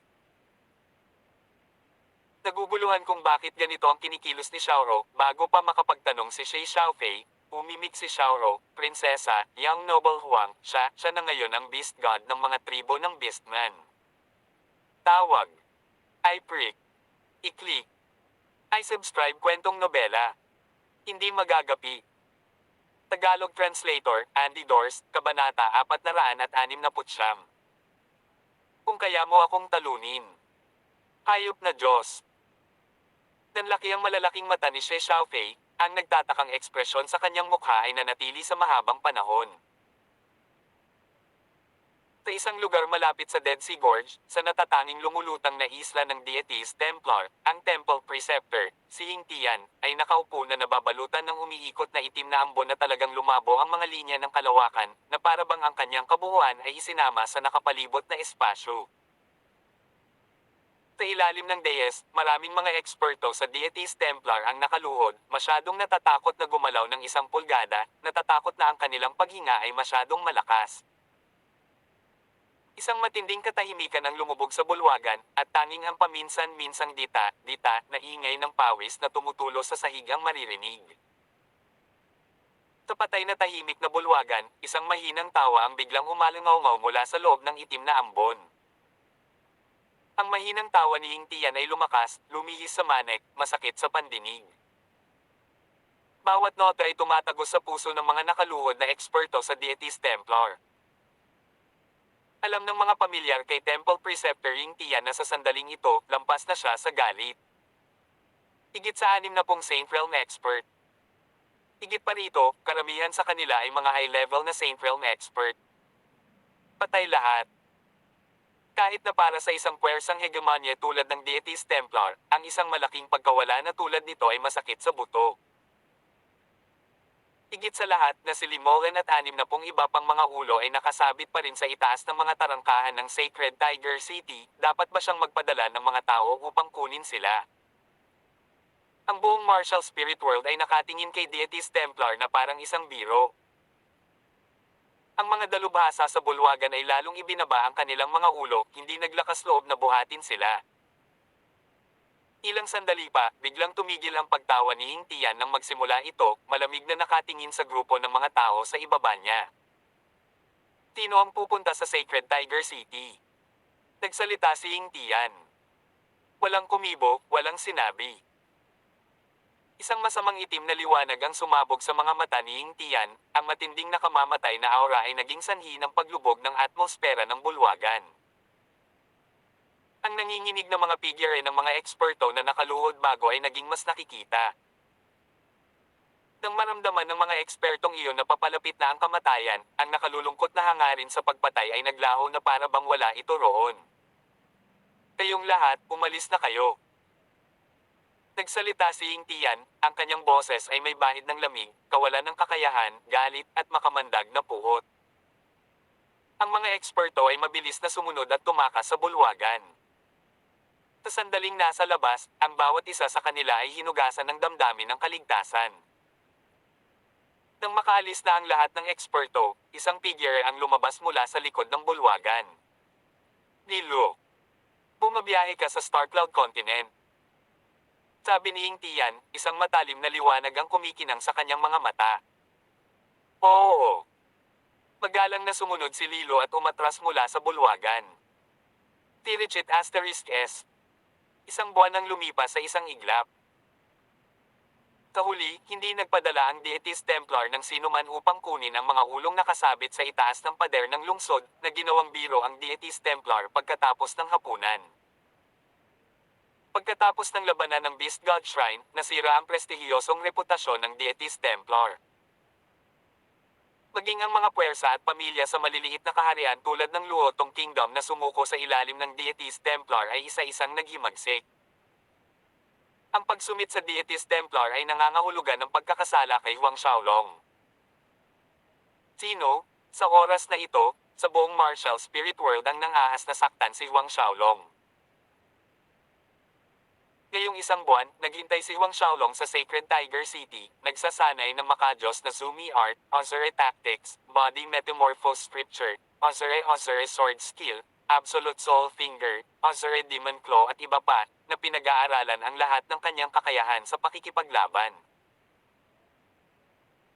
Noong panahong iyon sa mga guho ng Ancient Dragon Clan, nagawang agawin ng mga Beastman tribes ang dalawang primordial na banal na bangkay ng dragon, na parehong nahulog sa kamay ng Lion Tribe, na nagpapaliwanag kung bakit hinahanap ng batang patriarch ng Lion Tribe na si Jesse ang Dragon God Grass sa Poison Dragon Lambak. Habang hawak niya ang Taiman, masunaring inialay ng Lion Tribe ang parehong primordial na banal na mga bangkay ng dragon na may mga nakangiting mukha. Matapos pinuhin ng apat na primordial na Divine Dragon, si Huang Xiaolong ay may 9 na natitira, pagdagdag ng 2 pa ay umabot sa 11. 11 primordial Divine Dragon, kung makakahanap siya ng sapat na Dragon God Grass, tiyak na makakatulong ito kay Huang Xiaolong na magtagumpay sa 10th Order Saint Realm, kahit na maabot ang peak late 10th Order Saint Realm. Hindi pa banggitin, ang pagdaragdag ng 2 pang primordial na Divine Dragon ay magpapalaki sa kanyang sariling nilikha na kasanayan sa 15 moves of the Dragon God. Ang pag-aaral ng mga karagdagang primordial Divine Dragon sa loob ng isang buwan, nagbigay daan kay Huang Xiaolong na magkaroon ng mga bagong insight, na maayos na isinama ang mga ito sa 13 moves of the Dragon God. Lumipas ang isang buwan, ngunit hindi nagpadala ang Deities Templar ng sinuman para kunin si Limolan at ang mga ulo ng iba pa. Hindi na nagabala pa si Huang Xiaolong na maghintay. Ang lahat ng mga ulo ay naging higit na pagkain para sa Poison Corpse Scarabs. Sa pagpapaalala sa Tiger Tribe Patriarch Chok na bantayan ng mga galaw ni Deities Templar, sinimulan ni Huang Xiaolong ang kanyang closed-door practice. Sa pagkakataong ito, nagpa siya si Huang Xiaolong na pinuhin ang Earth Dragon na orihinal na Wind Dragon, Wood Dragon, ang 5-clawed Golden Dragon pati na rin ang Buddha Dragon. Bago ito, pinadalisay ni Huang Xiaolong ang Water Dragon at Fire Dragon. Idagdag ang Earth Dragon, Wood Dragon, at ang 5-clawed Dragon, ang kanyang 5 elemento ay maaaring ituring na kumpleto. Ang pag-unawa sa 5 elemento ay mahalaga sa pagpapahusay ng kanyang lakas sa ibang antas. Ang Godly Zumi Art ni Huang Xiaolong ay sa pinagmulan ng isang Buddhist World Battle Skill, ang pagpino sa Buddha Dragon ay magdudulot ng hindi maisip na mga benepisyo sa aspetong ito. Ang una ay ang Earth Dragon. Lumipas ang panahon, lumipas ang isang taon. Sa loob ng isang taon na ito, ang buong martial spirit world ay tila natiklop sa loob nito, nahihiya at tahimik. Mula noong labanan ng Beast God Shrine, ang Deities Templar ay naging ganap na kabaligtaran ng dati nitong maningning na sarili. Maging ang Cosmos God Cult sa Starcloud Continent ay tumahimik at kumilos, hanggang sa Bedlam Lands, kung saan ang mga pagpatay ay pang-araw-araw na pangyayari, ay pinahina. Ang buong panahon ng martial spirit world ay tila nakasentro sa isang partikular na tao. Huang Xiaolong. Sa isang taon na ito, ang bawat puwersa, sekta, at pamilya sa 36 na oblast sa ilalim ng pamamahala ng Azures Gate ay nagpahayag ng kanilang pagpayag na magpasakop sa ilalim ng Azures Gate, kabilang ang mga umiindayog sa pagitan ng iba pang puwersa tulad ng Distinct Void Door, White Phoenix, Bahay, Cosmos God Cult, at iba pang 12 super puwersa. Kawakas, ang biglaang kalmado at katahimikan na ito ay nagbigay kay Emperor Duanren ng lubhang kailangan na puwang sa paghinga mula sa silong na ikinabit ni Deities Templar sa kanyang leeg. 2 taon ang mabilis na lumipas. Matapos pinuhin ang Earth Dragon, nagpatuloy si Huang Xiaolong sa Wood Dragon, at ngayon ay dinadalisay niya ang 5-clawed Golden Dragon. Sa sandaling ito, tumingin mula sa gilid, si Huang Xiaolong ay tila siya ay nakakulong sa loob ng isang gintong dragon. Ang 5-clawed Golden Dragon ay kilala bilang ang maharlikang dugo ng Dragon Clan, ang pinakamataas na paghiral sa 15 primordial Divine Dragon na mayroon si Huang Xiaolong. Lumipas ang 2 taon at 8 buwan. Naka-cross-legged si Huang Xiaolong sa gitna ng Ten Buddha Formation, ang maluwag na bulwagan ay maliwanag na may banayad na luminescence na nagmumula sa iba't ibang Golden Buddha images at mga anino ng Primordial Divine Dragons na umaaligid sa likod ni Huang Xiaolong. Mula sa labas, si Huang Xiaolong ay tila pinahiran ng isang layer ng gintong pintura. Pagkatapos, nang walang babala, ang kanyang katawan ay nanginginig ng malakas sa isang segundo habang ang isang mababang malutong na tunog ay narinig mula sa loob ng kanyang katawan, napakatalino na liwanag na sumisikat. Isang nakakatakot na puwersa ang dumaan sa bawat sulok ng Zumi Temple. Matagal bago nawala ang enerhiya. Nagkalat ang makinang na liwanag, gayon din ang mga anino ng mga estatwa at dragon ng Buddha. Pinuksan ni Huang Xiaolong ang kanyang mga mata, sunod-sunod na pagbitak ang umalingaw sa bulwagan na may kaunting kahabaan. 2 taon at 8 buwan, sa wakas ay pinino niya ang Earth Dragon, Wood Dragon, Five-Clawed Golden Dragon, at Buddha Dragon. Naubos lahat ng 36 na tangkay ng Dragon God Grass. Itinuturo ang kanyang espiritual na pakiramdam sa loob upang suriin ang kalagayan ng kanyang katawan. Ang mga ugat na dumadaloy sa kanyang katawan ay katulad ng mga primordial na divine dragon na umaaligid sa kanyang laman. Ang kanyang pangangatawan ay 20 beses na mas matibay kaysa dati. Ang battle chi sa kanyang chi si ay isang umuungal na gintong kulay, habang ang 10 thunderbolt sa kanyang dantian ay naging 10 gintong core na 20 beses na mas malaki. Ninth Order Saint Realm. Ang battle chi ni Huang Xiaolong ay talagang nakapasok sa Ninth Order Saint Realm. Sa kabila ng pagiging maagang Ninth Order, naramdaman ni Huang Xiaolong na parang tinatanaw niya ang mundo, hindi magagapi sa buong mundo. Ito ay kumpiyansa na ipinanganak mula sa natatanging tunay na kapangyarihan. Nahigitin ang kanyang pisikal na katawan ng anumang makajos na sandata. Inilabas ni Huang Xiaolong ang Great Dragon Saber at pinutol ito sa kanyang sariling balat, ngunit nag-iwan lamang ito ng puting linya sa kanyang palad. Huminga siya ng malalim, lumabas ng Zumi Temple ilang sandali pa. Paglabas pa lang niya, ipinatawag niya ang Patriarch Chok ng Tiger Tribe. Nang makitang dumating si Chok, sinabi ni Huang Xiaolong, hindi ko gagamitin ang Poison Corpse Scarabs, walang battle chi, walang kasanayan sa pakikipaglaban, kung matatalo mo ako, gagantimpalaan kita ng 100 piraso ng Dragon Blood Crystal. 100 piraso ng Dragon Blood Crystal. Natigilan muna si Chok bago napalitan ng excitement. Tawag. I prick. I-click. I subscribe kwentong nobela. Hindi magagapi. Tagalog Translator, Andy Dors, Kabanata 470. Siyam na Dragon's Temple. DH Lord, totoo ba ang sinabi mo? Nag-iiba sa pagitan ng saya at kawalang paniwala, humingi si Chok ng paninindigan. Kung matalo niya ang Liege Lord, makakakuha siya ng 100 piraso ng Dragon Blood Crystals.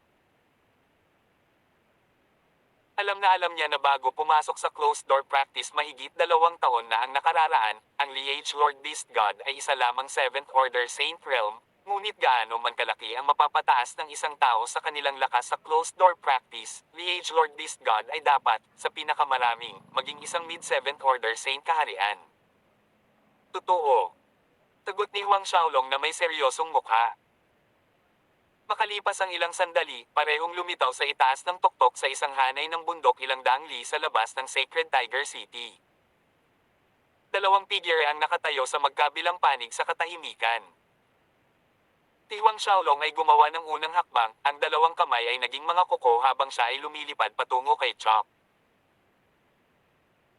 Sa sandaling iyon, ang 5 elemento ng kapangyarihan tubig, apoy, lupa, kahoy, at metal ay sumabog na parang bulkan, niyanig ng marahas na pagyanig ang bulubundukin sa ibaba na parang ang buong bundok ay malapit ng gumuho sa alabok sa ilalim ng kamay ni Huang Xiaolong.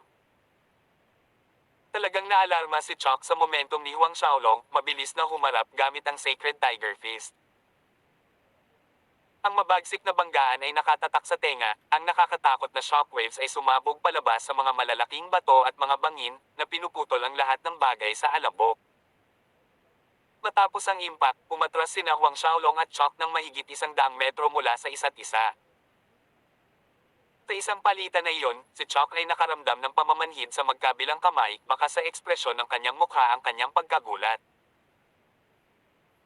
Sa gitna ng mga beastman, maliban sa dating Lion Tribe Patriarch na si Andro, may kumpiyansa siyang masasabing siya ang may pinakamalakas na pangangatawan, ngunit ngayon ay pinilit siyang pabolaikan ni Huang Xiaolong hanggang sa puntong manhid na siya. Bukod dito, nagkaroon ng kaunting sakit ng tinglang. Haha, Halika, ituloy natin. Tabik na tumawa si Huang Xiaolong, winuwagayway ang kanyang kamao sa pagkakataong ito. Ang nakakatakot na bilis ay nagdulot ng malaking alitan laban sa kalawakan, na nagdulot ng isang matalim na tunog ng scratching laban sa hangin na naglakbay ng ilang li.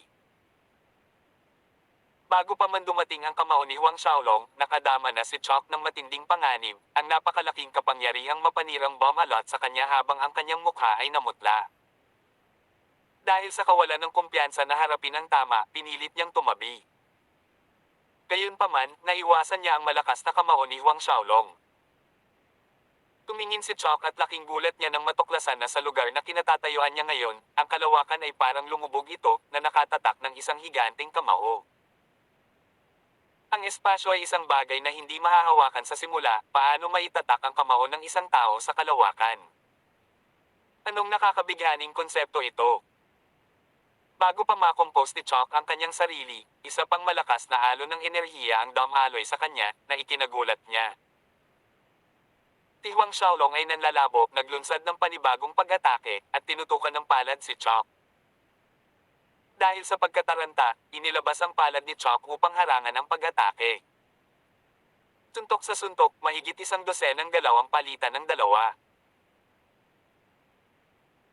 Pagkatapos ng 100 palitan, mas lumalim ang pagkabigla ni Chok, at ang isang nagbabadyang takot ay umusbong sa kanyang puso, dahil napansin niya na ang pangangatawan ni Huang Xiaolong ay mas matibay kaysa sa kanyang sarili, marahil ay mas nakakatakot kaysa sa isang sinaunang gawa-gawa na hayop. Kanina lang, tinalo niya ng buong lakas na suntok ang dibdib ni Huang Xiaolong, ngunit napaatras lang siya ng ilang hakbang nang walang kahit isang gasgas sa kanya. Ang ikinalulungkot ni Chok higit sa lahat ay ang sarili niyang kamay ay talagang nakaramdam ng sakit hanggang sa mga buto. Lubos siyang nagalinlangan na ang laman ng sinaunang alamat ng mga hayop ay mas matigas kaysa rito.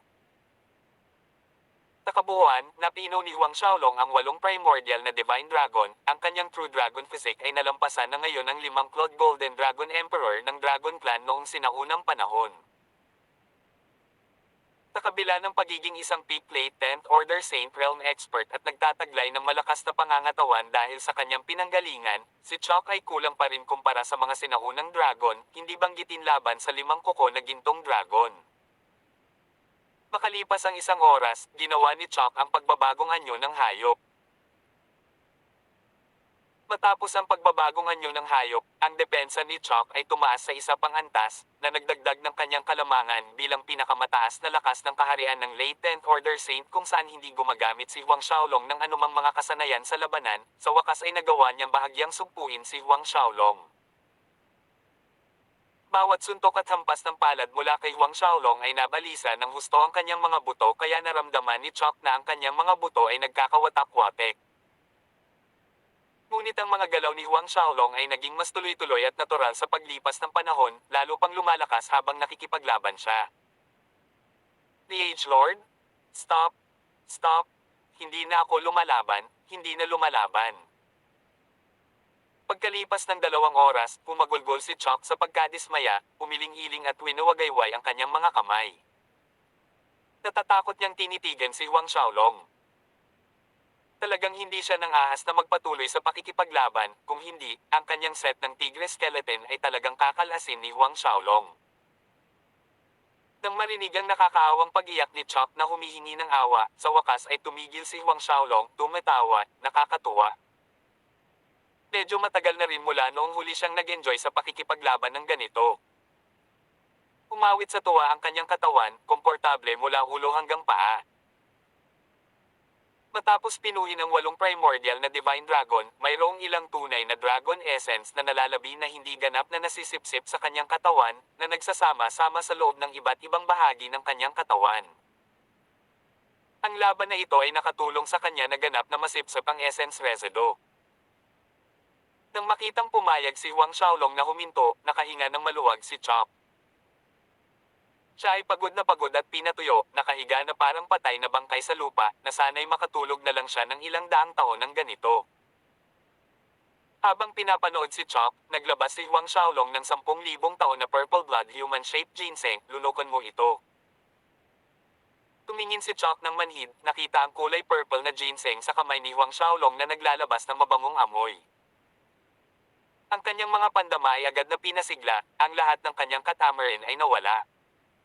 Ito ay purple blood human-shaped ginseng about 10,000 years old. Tanong ni Chuck, ilang beses na nagkontrata ang larynx. Mas tumpak, malapit sa 40,000 taon. Itinama ni Huang Xiaolong. Nang inig si Chuck, Liege Lord, ito. Ayos lang, lunukan mo. Huang Xiaolong humigit kumulang nahulaan kung ano ang sasabihin ni Chuck. Oo, Liege Lord. Sumunod naman si Chuck, nilunok ang lilang ginseng. Agad na damaloy ang mainit na enerhiya sa bawat parte ng kanyang katawan, mainit at komportable. Tara, balik na tayo. Sabi ni Huang Xiaolong. Inilabas ang sarili mula sa mainit na ginhawa, mabilis na tumayo si Chuck. Hindi nagtagal ay nakarating na silang dalawa sa main hall ng manor. Pagkaupo, tinanong ni Huang Xiaolong si Chuck tungkol sa sitwasyon ng mga tribong beastmen sa nakalipas na 3 taon. Iniulat ni Chuck ang lahat kay Huang Xiaolong, at nang matapos ang kanyang ulat, tinanong ni Chuck si Huang Xiaolong, nalaman ko na ang young patriarch ng Lion Tribe na si Jesse, kasalukuyan siyang nagtatago sa Nine Dragons Temple ng mga demonyong hayop na clan. Dahil hindi mahina ang Nine Dragons Temple, ang maliit na ito ay hindi nang ahas na kumilos ng walang ingat. Noong taong iyon, sa panahon ng kongregasyon ng mga tribo ng mga beastmen, ang batang patriarch na si Jesse noong panahong iyon ay hindi nakibahagi. Nang maglaon, nakatanggap siya ng balita tungkol sa pagkamatay ng kanyang ama at na si Huang Xiaolong ay ang taong nakatagpo niya sa Poison Dragon Valley. Takot na takot, tumakas siya, kumuha ng hindi mabilang na mga kayamanan na nakolekta ng Lion Tribe sa loob ng libu-libong taon patungo sa Nine Dragons Temple, na humihiling para sa kanilang proteksyon. Nakatanggap ng maraming kayamanan mula kay Jesse, nangako ang Nine Dragons Temple na titiyakin ang kanyang kaligtasan. Nagtatago sa Nine Dragons Temple. Tumango si Huang Xiaolong, ang kanyang ekspresyon ay kalmado na hindi mabasa ng isa ang kanyang iniisip. Gayunpaman, ang batang patriarch ng Lion Tribe na ito ay isang kaguluhan na kailangang mabunot. Nakipag-away ka na ba sa Nine Dragons Temple Master dati? Tanong ni Huang Xiaolong.